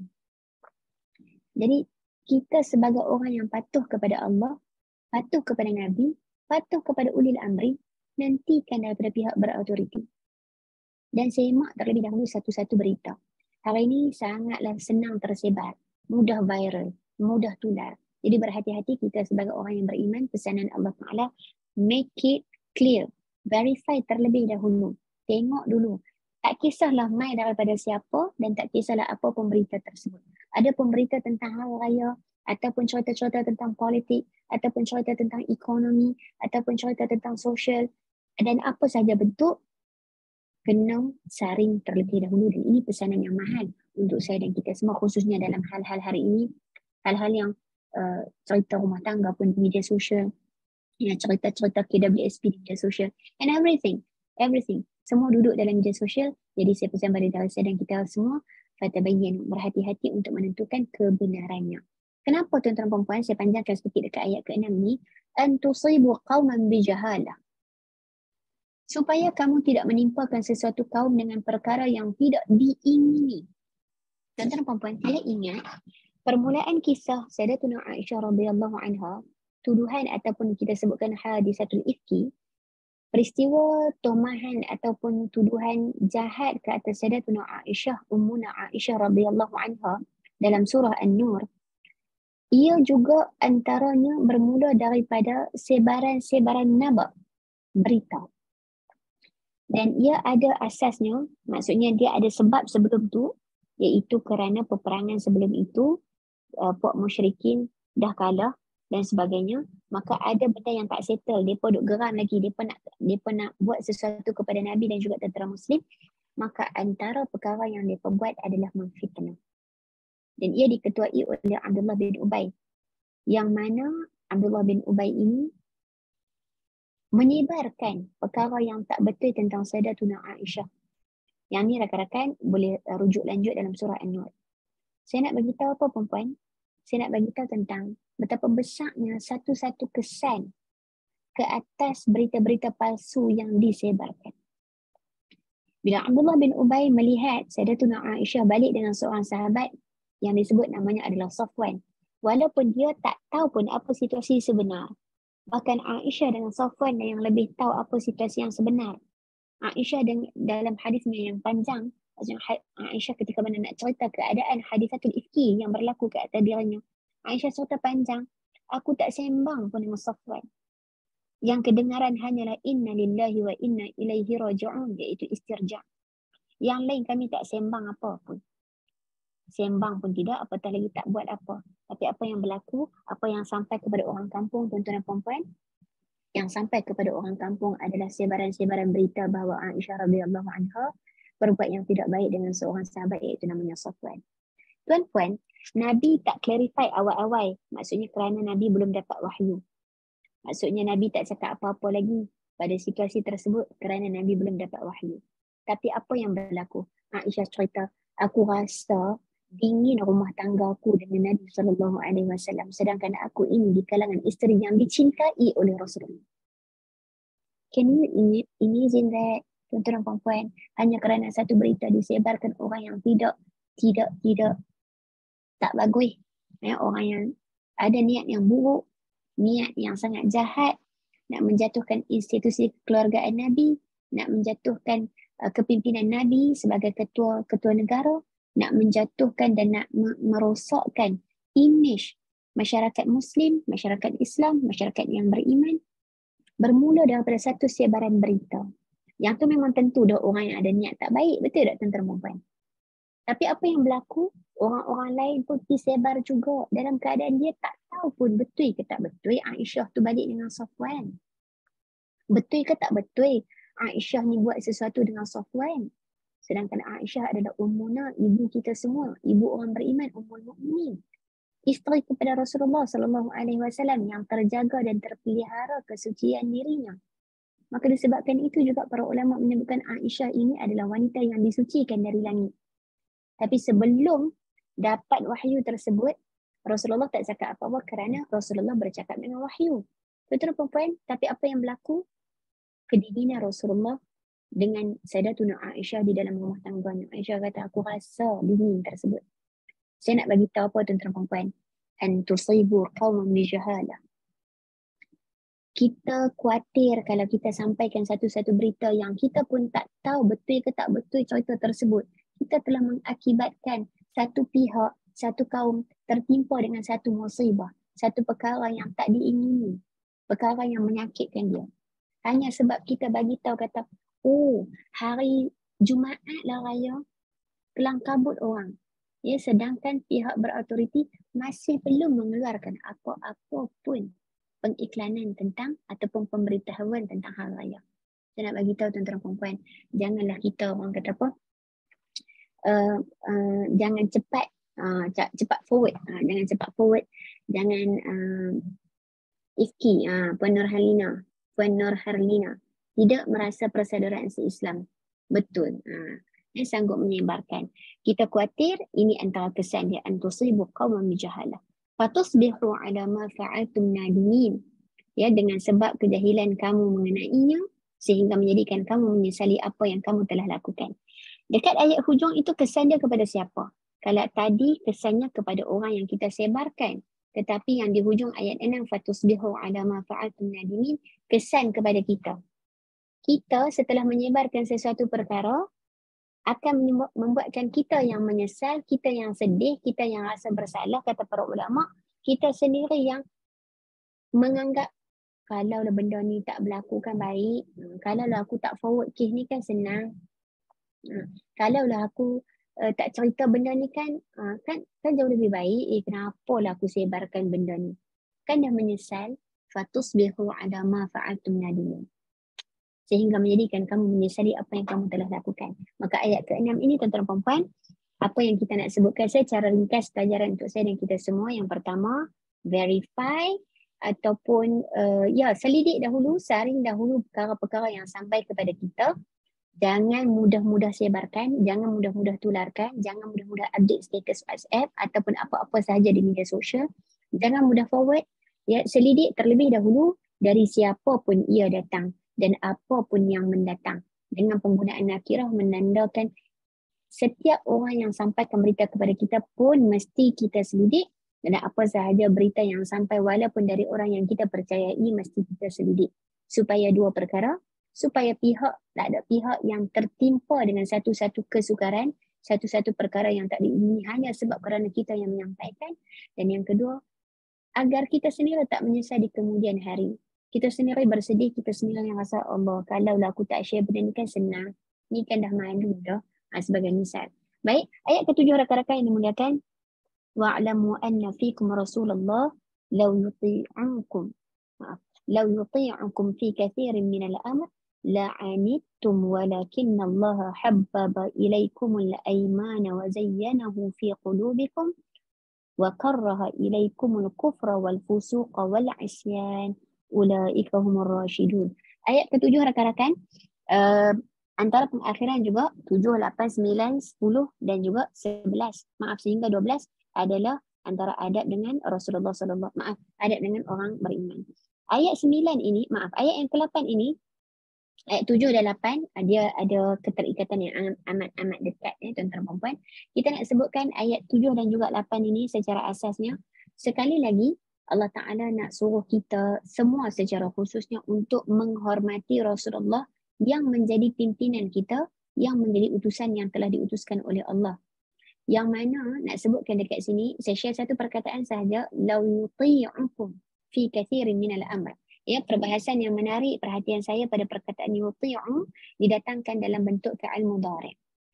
Di sini para ulama membincangkan, nak menunjukkan bahawa dan ketahuilah bahawasanya di kalangan kamu itu ada Rasulullah. Maka janganlah kemahuan atau pendapat kamu mendahului pentadbirannya. Ia terkait juga dengan ayat pertama, masih lagi di dalam kita katakan ranting ataupun dahan yang sama, masih lagi la tuqaddimu baina yadayillahi wa rasulih. Jangan mendahului, Rasulullah tu ada di kalangan kamu. Kalaulah ia menurut kehendak kamu, law yuti'ukum fi kathirin minal amri. Kalaulah Rasulullah ikut kehendak kamu dalam kebanyakan perkara, tentulah kamu akan mengalami kesukaran. La'anittum. Walakinna Allah habbaba ilaikumul aimana wa zayyanahu fi qulubikum. Akan tetapi Rasulullah tidak menurut, melainkan perkara yang diwahyukan kepadanya, dan kamu wahai orang-orang beriman hendaklah bersyukur kerana Allah menjadikan habbaba ilaikumul aimana wa zayyanahu fi qulubikum. Allah menjadikan iman satu perkara yang kamu cinta. Wa karraha ilaikumul kufra wal fusuqa wal isyan. Dan kamu benci terhadap kekufuran dan perbuatan fasik dan juga perbuatan derhaka. Perkara-perkara itu tiga ni, al-kufra wal fusuqa wal isyan. Kufra adalah kekufuran yang kita sebutkan secara asasnya adalah rakan-rakan ingkar kepada Allah dan menolak Nabi. Al-fusuq kita sebutkan terkait dengan perkataan fasiq, ya, yang mana fusuq ini adalah keluar daripada batas-batas agama. Ya, yang tadi dalam kes kita faham perkataan fasiq tadi, keluar daripada batas-batas agama. Saya ceritakan secara ringkas. Isyan iaitu perbuatan derhaka yang disebutkan adalah bangkang dan juga tidak taat. Allah yang menjadikan walakinnallaha habbaba ilaikumul aimana wa zayyanahu fi qulubikum. Allah menjadikan iman adalah perkara yang kamu cinta dan hiaskan di dalam hati kamu. Dan Allah juga yang menjadikan kamu benci terhadap kufra, kekufuran, fusuq, fasik dan juga perbuatan derhaka. Ulaika humur rasyidun. Dan mereka yang bersifat demikian adalah orang-orang yang tetap menurut jalan yang lurus. Tuan-tuan dan puan, saya tak syarah ayat 7 ini secara lengkap, namun apa yang saya nak share adalah perbahasan ulama sangat cantik daripada sudut balaghah, iaitu Allah Ta'ala menggunakan perkataan law yuti'ukum dalam bentuk fa'il mudhari'. Fa'il mudhari' ni dalam bahasa senang dia adalah kata kerja sekarang ataupun present tense. Nak bagi tahu kata Nabi SAW secara asas, saya cerita secara asas pada ayat 7, sentiasa berada di dalam keadaan ataupun sentiasa berada dalam mood sentiasa menyelidik, sentiasa verify terlebih dahulu, sentiasa menyemak dulu setiap perkara yang sampai kepada baginda. Dan itu antara pelajaran yang sangat penting untuk saya dan kita semua tuan-tuan dan puan-puan, mengambil sunnah ini, iaitu meniru sifat Nabi SAW yang sentiasa menyemak terlebih dahulu, yang sentiasa validate dahulu ataupun verify terlebih dahulu sesuatu perkara yang sampai. Tidak mudah mendengar, tidak mudah copy paste, tidak mudah menyebarkan, tidak mudah menularkan. Dan itu sahaja untuk ayat yang ketujuh untuk saya syarahkan. Ayat ke-8 rakan-rakan, fadlan minallahi wa ni'mah wallahu alimun hakim. Mereka dijadikan berkeadaan demikian sebagai limpah kurnia dan nikmat pemberian dari Allah, dan ingatlah Allah Maha mengetahui lagi Maha bijaksana. Tuan-tuan dan puan-puan yang dimuliakan, maksudnya daripada ayat 7 dan 8 ini, Allah nak bagi tahu kepada kita ada sebahagian sahabat-sahabat yang ada sifat-sifat yang masih tidak menapis ataupun tidak filter. Namun setelah turun ayat ini, ia menjadi lebih berhati-hati. Namun ada sebahagian yang sememangnya berhati-hati. Ya, jadi ini antara kadang-kadang sifat kekhilafan kita, dan mungkin kita pernah buat kekhilafan ini.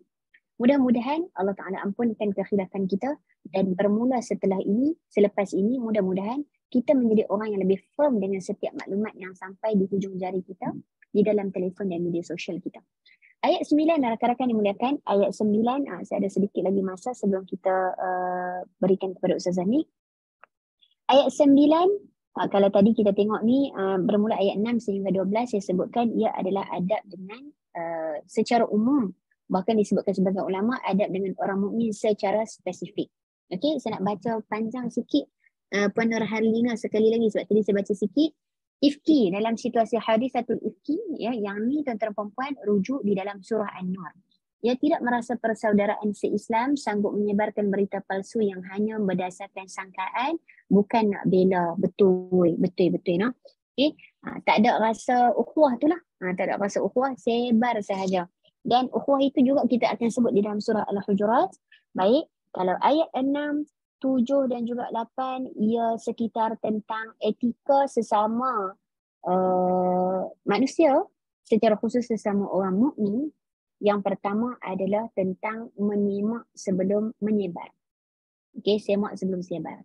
Baik. Perintah berikutnya pada ayat 9 tuan-tuan perempuan, iaitu wa in ta'ifatani minal mu'minina qatatalu fa aslihu bainahuma fa in baghat ihdahuma 'ala al-ukhra faqatilu allati tabghi hatta tafi'a ila amrillah. فإن فاءت فأصلحوا بينهما بالعدل وأقسطوا إن الله يحب المقسطين.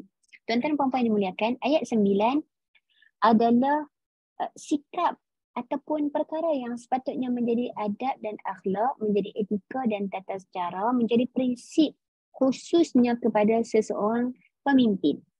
Pemimpin, jangan kita tengok pemimpin negara je tuan-tuan perempuan. Kita juga adalah pemimpin. Kita adalah pemimpin diri kita, kita adalah pemimpin keluarga kita, kita adalah pemimpin dalam masyarakat dan sebagainya. Jadi ada tanggungjawab pada ayat 9 ini. Yang mana kalaulah wa in ta'ifatani minal mu'minina qatatalu, kalaulah dua puak dari orang-orang beriman berperang ataupun berlaku pergeseran, berlaku pertelingkahan, berlaku pergaduhan, berlakunya khilaf, ya, fa aslihu bainahuma, maka damaikanlah di antara keduanya, ya, perbaikilah keadaan kedua-duanya. Fa in baghat ihdahuma 'ala al-ukhra, kalau salah satu berlaku zalim terhadap yang lain, faqatilul lati tabghi hatta tafi'a ila amrillah, maka lawanlah puak yang zalim itu sehingga ia kembali mematuhi perintah Allah.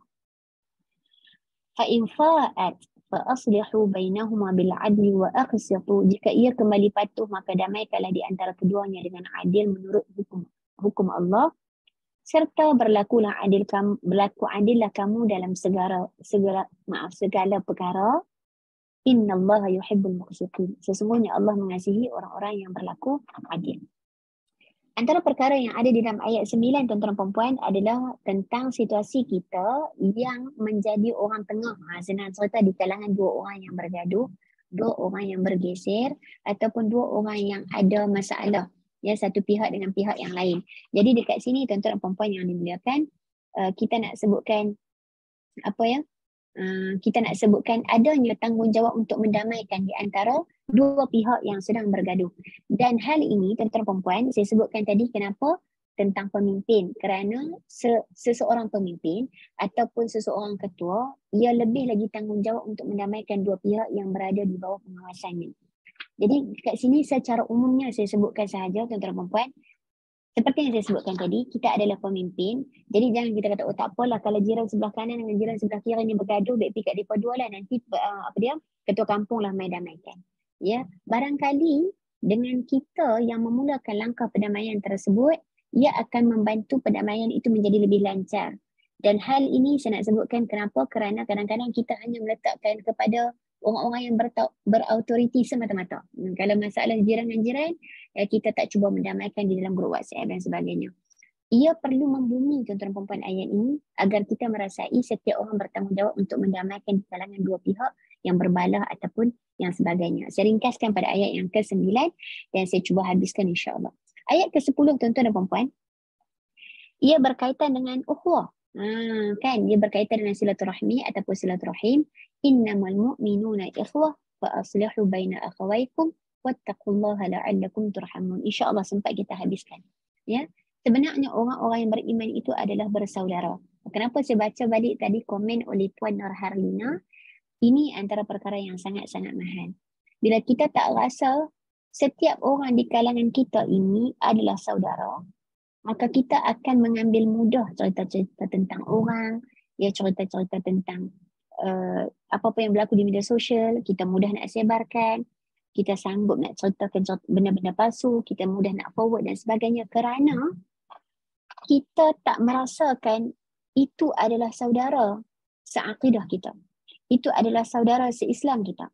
Dan hal ini lebih lanjut kalau kita perhatikan dalam surah An-Nur. Saya suka nak kaitkan dengan surah An-Nur kerana kita nampak batang tubuh yang terkena kesan dengan tuduhan-tuduhan, cerita-cerita palsu dan sebagainya, itu kita nampak lebih clear. Rakan-rakan, kalau kita menganggap seseorang itu adalah saudara kita walaupun kita tak kenal dia. Ya, kita tak kenal dia. Tapi kita baca dekat Facebook, kesian dia ni. Kita tak tahu pun kisah yang sebenar. Tapi kita merasai kita adalah bersaudara dengan dia. Maka ukhuwah tersebut akan membantu kita untuk bersangka baik dan tidak menyebarkan semudah-mudahnya. Yang ni terkait lagi dengan cerita Fatabayyan. Tapi ayat 10 terkait dengan ayat 9, kalau ada yang bergaduh, ada yang bertengkar ataupun bergeser dalam keadaan yang berperang, ya, maka kita fa'aslihu baina akhawaikum, maka damaikanlah di antara dua saudara yang bertelingkah itu. Wattaqullah, pesanan berikutnya seperti ayat yang pertama, wattaqullaha la'allakum turhamun, bertakwalah kepada Allah, mudah-mudahan kamu beroleh rahmat. Rahmat ni tuan-tuan dan puan, sebelum saya bergerak ayat 11 dengan laju, rahmat ni saya suka nak share apa yang disebutkan oleh Dr. Rotiq An-Nabulsi dalam tafsirnya An-Nabulsi. Ya, tafsir An-Nabulsi. Dr. Rotiq kata, rahmat ni apa dia? Rahmat ni, tuan-tuan dan puan, adalah sesuatu yang menenangkan jiwa, yang membangkitkan kerehatan dan kelapangan di dalam jiwa kita. Jadi, kita nak mendapat sesuatu yang secara umumnya, sesuatu yang menenangkan kita, sesuatu yang melapangkan dada kita, sesuatu yang membahagiakan kita, antaranya adalah dengan cara mendamaikan orang yang sedang berada dalam keadaan pertelingkahan ataupun pergaduhan. Ini antaralah, ya, sebab kita libatkan ayat 10. Ayat 11 rakan-rakan, antara akhlak yang lain adalah jangan kita berburuk perangai kita. Ya ayyuhalladzina amanu, seruan berikutnya, la yaskhar qaumun min qaumin, janganlah kamu satu puak daripada satu kaum ini mencemuh. La yaskhar. La yaskhar ini juga salah satu maksudnya adalah jangan perli. Jangan merendah-rendahkan. Qaumun min qaumin. Jangan rendahkan satu puak dengan satu puak yang lain. Janganlah satu puak merendahkan satu puak yang lain. Janganlah satu puak perli satu puak yang lain. Janganlah satu puak mandang rendah kepada satu puak yang lain.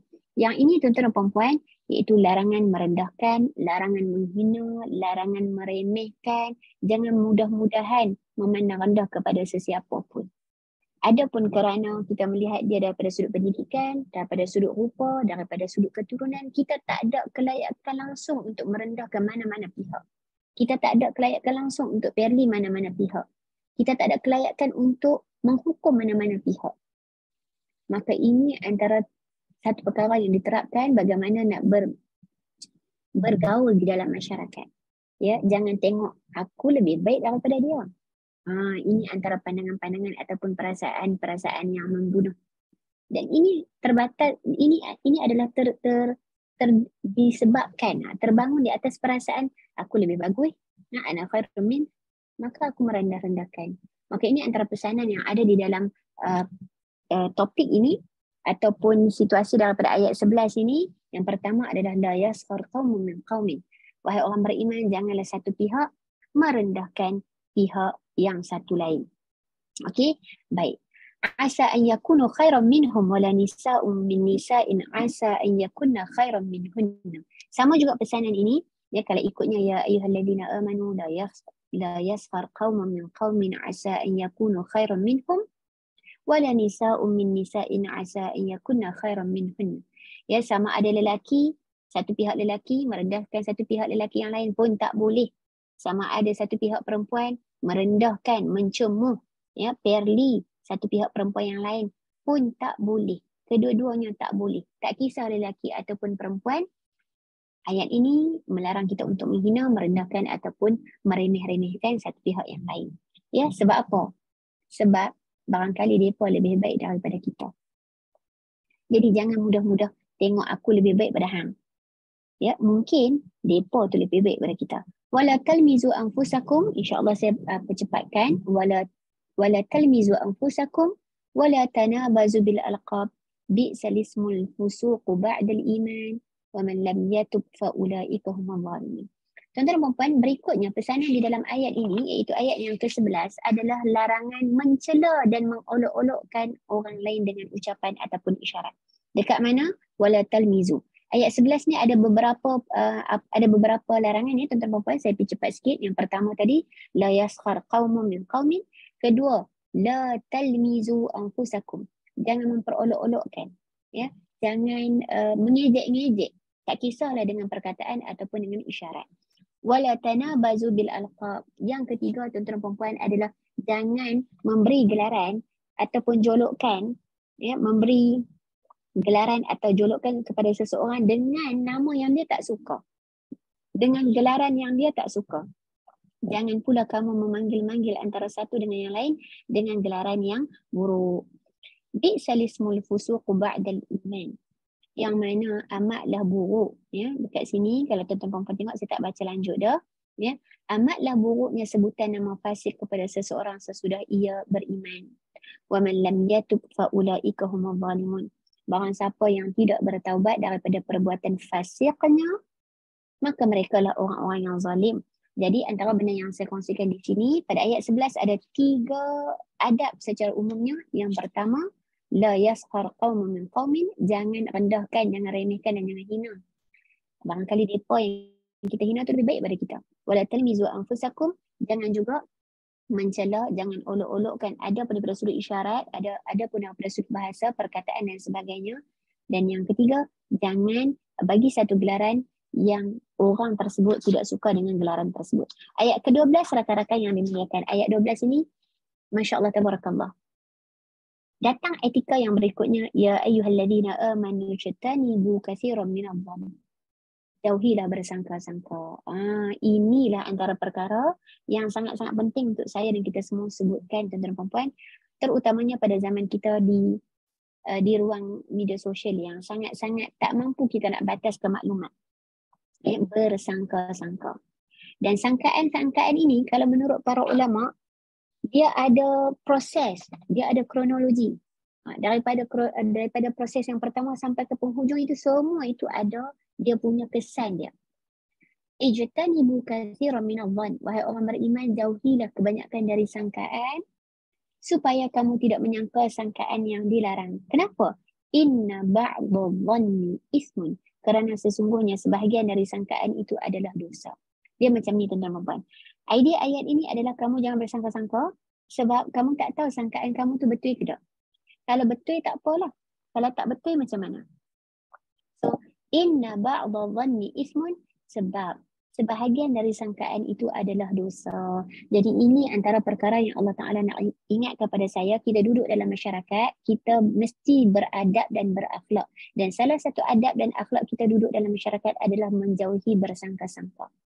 Jangan buat assumption, jangan buat sangkaan, jangan kalau-kalau, jangan ada sebarang bentuk yang kita sangkakan sesuatu perkara sebab kita tak tahu sangkaan kita itu betul ataupun tidak, dan kita tak tahu sangkaan kita itu membawa kepada dosa ataupun sebaliknya. Ya, jadi jauhi bersangka-sangka. Jangan maksudnya kita cut away. Jangan kita kata pasal apa hari ni dia tak main kelas kan? Ni mesti kan, ni mesti dah balik kampung. Kalau balik kampung laju misalnya. Jangan bersangka-sangka. Ya, tutuplah ruang-ruang mana pun yang membuatkan kita menyangka seseorang dengan sangkaan-sangkaan yang tak sepatutnya. Berikutnya larangan yang keempat. Larangan yang kelima adalah wala tajassasu wala yaghtab ba'dukum ba'dha. Dan janganlah mencari-cari kekurangan orang, jangan mengintip, jangan, orang kata apa, rakan-rakan yang dimuliakan, jangan korek-korek aib orang, kejelekan orang, kekurangan orang, kelemahan orang. Jangan mengintip, jangan mencari-cari kesalahan orang, jangan korek-korek keaiban orang. Cukuplah untuk kita intip, korek ataupun cari-cari kesalahan dan keaiban diri kita. Khawatir tuan-tuan dan puan-puan, hari ini kita berbicara dengan lantangnya, dengan kuatnya, dengan sangat tak terbatas keaiban-keaiban rumah tangga orang, kekurangan-kekurangan orang. Ya, kita melondehkan sikap-sikap orang yang kita lupa sebenarnya kita juga ada keaiban, kita juga ada kekurangan, kita juga ada kesalahan yang kita sendiri kalau kita nak sembunyikan. Wala yaghtab ba'dukum ba'dha, janganlah kamu mengumpat orang yang lain. Ya, so saya berhenti dekat perkataan ini. Yang belakang itu tuan-tuan dan puan-puan saya kira agak familiar dan atas masa saya pun minta maaf banyak. Saya tak panjang kepada hujung frasa ayat 12. Tapi dalam ayat 12 kita sebutkan ada 3 lagi larangan, iaitu ijtanibu katsiran minadh-dhann. Yang kedua iaitu jauhilah bersangka-sangka. Jangan bersangka-sangka, tutuplah segala ruang untuk bersangka-sangka. Yang kedua, wala tajassasu, jangan mengintip-ngintip. Ya, jangan cari kesalahan orang, jangan korek keaiban orang. Ingat, kita pun ada keaiban yang kita tak mau orang tularkan. Kita pun ada kelemahan yang kita tak suka orang berbicara tentang kita. Kita pun ada keaiban, rumah tangga kita pun ada keaiban. Kalau kita tak suka orang cakap pasal kita, samalah orang pun tak suka kita cakap pasal mereka. Wala yaghtab ba'dukum ba'dha, jangan mengumpat, jangan cakap pasal orang. Dan sekali juga jangan memfitnah dan sebagainya. Ayat 13 tuan-tuan dan puan-puan, ya, ayat yang ke-13 yang ketiga daripada ayat 12 itu jangan mengumpat, jangan ghibah dan sebagainya. Itulah, ya, jangan bercakap tentang sesuatu yang kalau dia dengar dia pun tak suka. Sama lah seperti kalau kita pun tak suka orang cakap pasal kita. Betul tak tuan-tuan dan puan-puan? Baik, berikutnya tuan-tuan dan puan-puan, saya ringkaskan antara poin-poin terakhir saya sebelum saya serah pada Ustazah ni. Minta maaf Ustazah ni. Ayat 13 iaitu adab dengan seluruh manusia, dan ini disebutkan dengan seruan ya ayyuhan nas. Ya ayyuhan nas. Arahan dia dekat mana? Arahannya adalah Allah Ta'ala sebut li ta'arafu.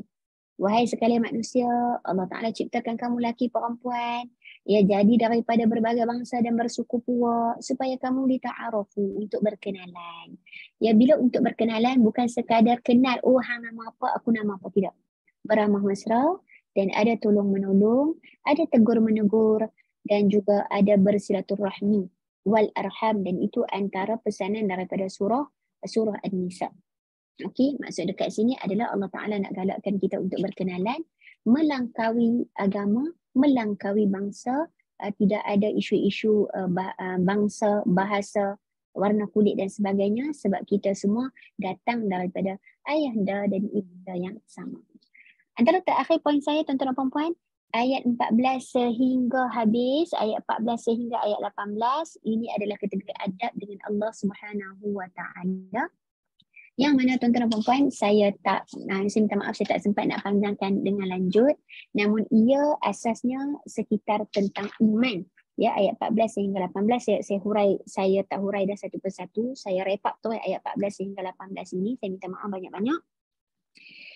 Nak disebutkan bahawa tadi ayat pertama adalah adab dengan syarak. Dan adab dengan syarak itu juga dikaitkan dah dalam ayat 14 sehingga 18. Kalau kita benar-benar beriman, kita tidak akan mendahului Allah.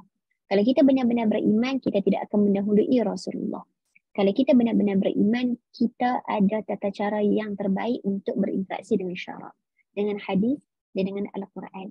Maka dalam ayat 14 sehingga 18, tuan-tuan dan puan-puan, saya ringkaskan sahaja, ia adalah berkaitan dengan adab dengan Allah Subhanahu wa Ta'ala daripada ayat 14 dan 18 ini. Antara poinnya adalah tentang keimanan, ya, dan memperkenalkan hakikat keimanan. Yang ni tuan-tuan dan puan-puan boleh tengok juga khususnya dalam ayat yang ke-15, ya, sebagai misalnya innamal mu'minuna alladhina amanu billahi wa rasulih, orang-orang yang sebenar-benar beriman hanyalah orang-orang yang benar-benar percaya, yakin kepada Allah dan juga Rasul. Thumma lam yartabu, dan tidak ada keraguan sedikit pun.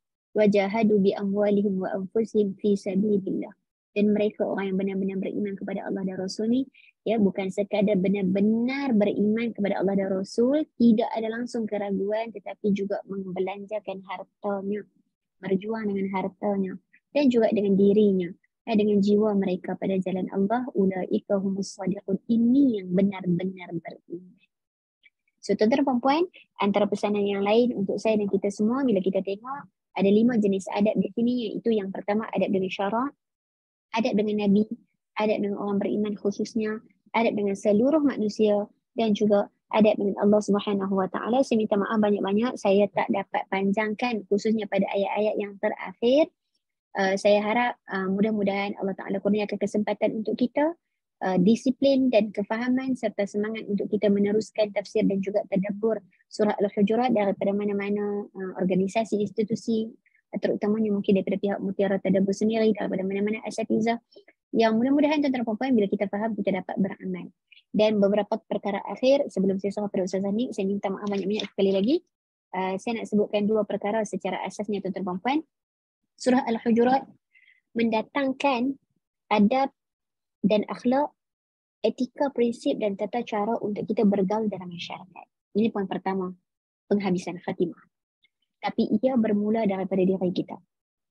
Dekat mana? Daripada diri kita yang tak mendahului Allah, daripada diri kita yang tak mendahului Rasulullah, daripada diri kita yang sangat baik komunikasi dan interaksi penghormatan kita kepada Rasulullah, diri kita yang tak mengumpat, diri kita yang tak menggelarkan orang, diri kita yang tak meremeh-remeh dan merendah-rendahkan orang, diri kita yang tak mengintip-ngintip keaiban dan kekurangan orang, diri kita yang benar-benar beriman, tidak meragui Allah dan tidak meragui Rasulullah sedikit pun, diri kita yang berbelanja harta kita kerana Allah di jalan Allah. Ia bermula daripada individu. Dan daripada individu-individu inilah tuan-tuan dan puan, daripada sikap-sikap dan adab akhlak yang kita terapkan dalam diri kita inilah dia akan membentuk sebuah masyarakat yang sangat-sangat baik. Cukup dengan satu mukadimah sahaja tuan-tuan dan puan. Saya minta maaf banyak-banyak sekali lagi. InsyaAllah mudah-mudahan kalaupun tak banyak perkongsian saya daripada apa yang telah ditinggalkan oleh para ulama, ada sesuatu manfaat untuk saya dan kita semua. Ya, Puan Huda kata surah Al-Hujurat ini sangat sesuai sebagai peringatan untuk kita terutama menjelang Aidul Fitri dan Aidul Adha serta hari-hari yang lain. Betul Puan Huda. Barakallahu fiik. Saya serah balik kepada Ustazah Ning. Saya minta maaf sekali lagi. Barakallahu fiikum jami'an. Wallahu ta'ala a'lam. Assalamualaikum warahmatullahi wabarakatuh.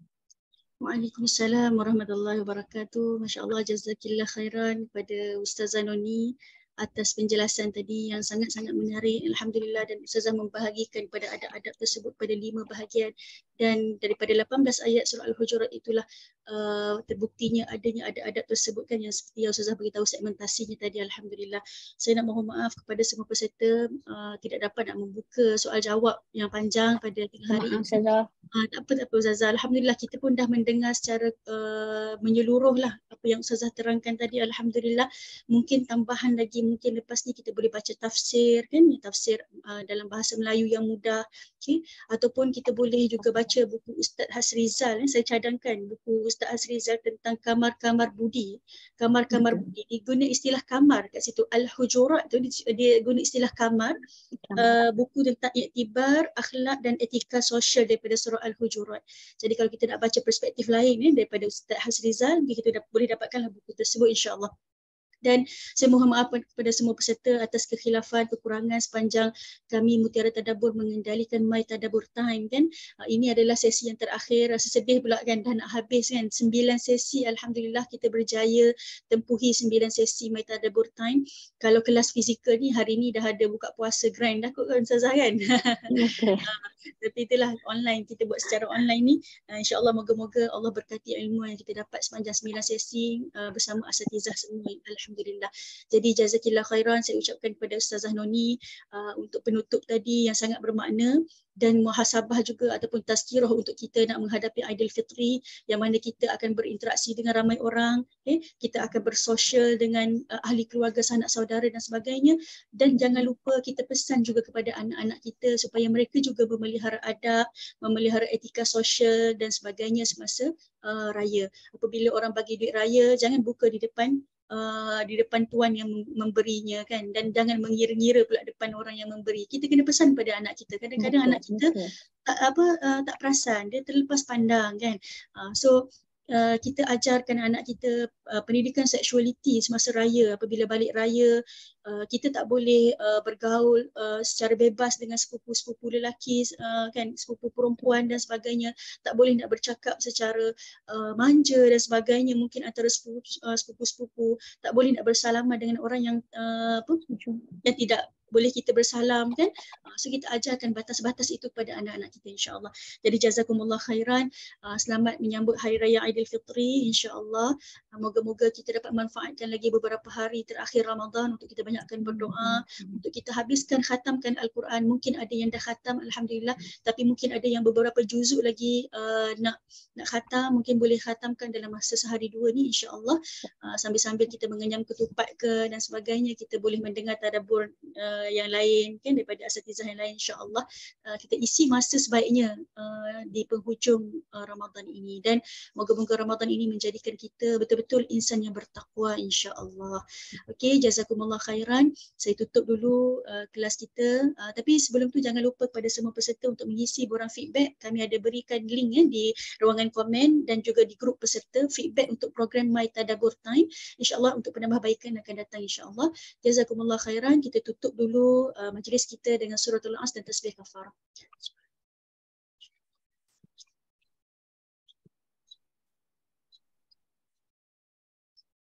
Okey, Assalamualaikum warahmatullahi wabarakatuh. Jazakillah khairan Ustazah.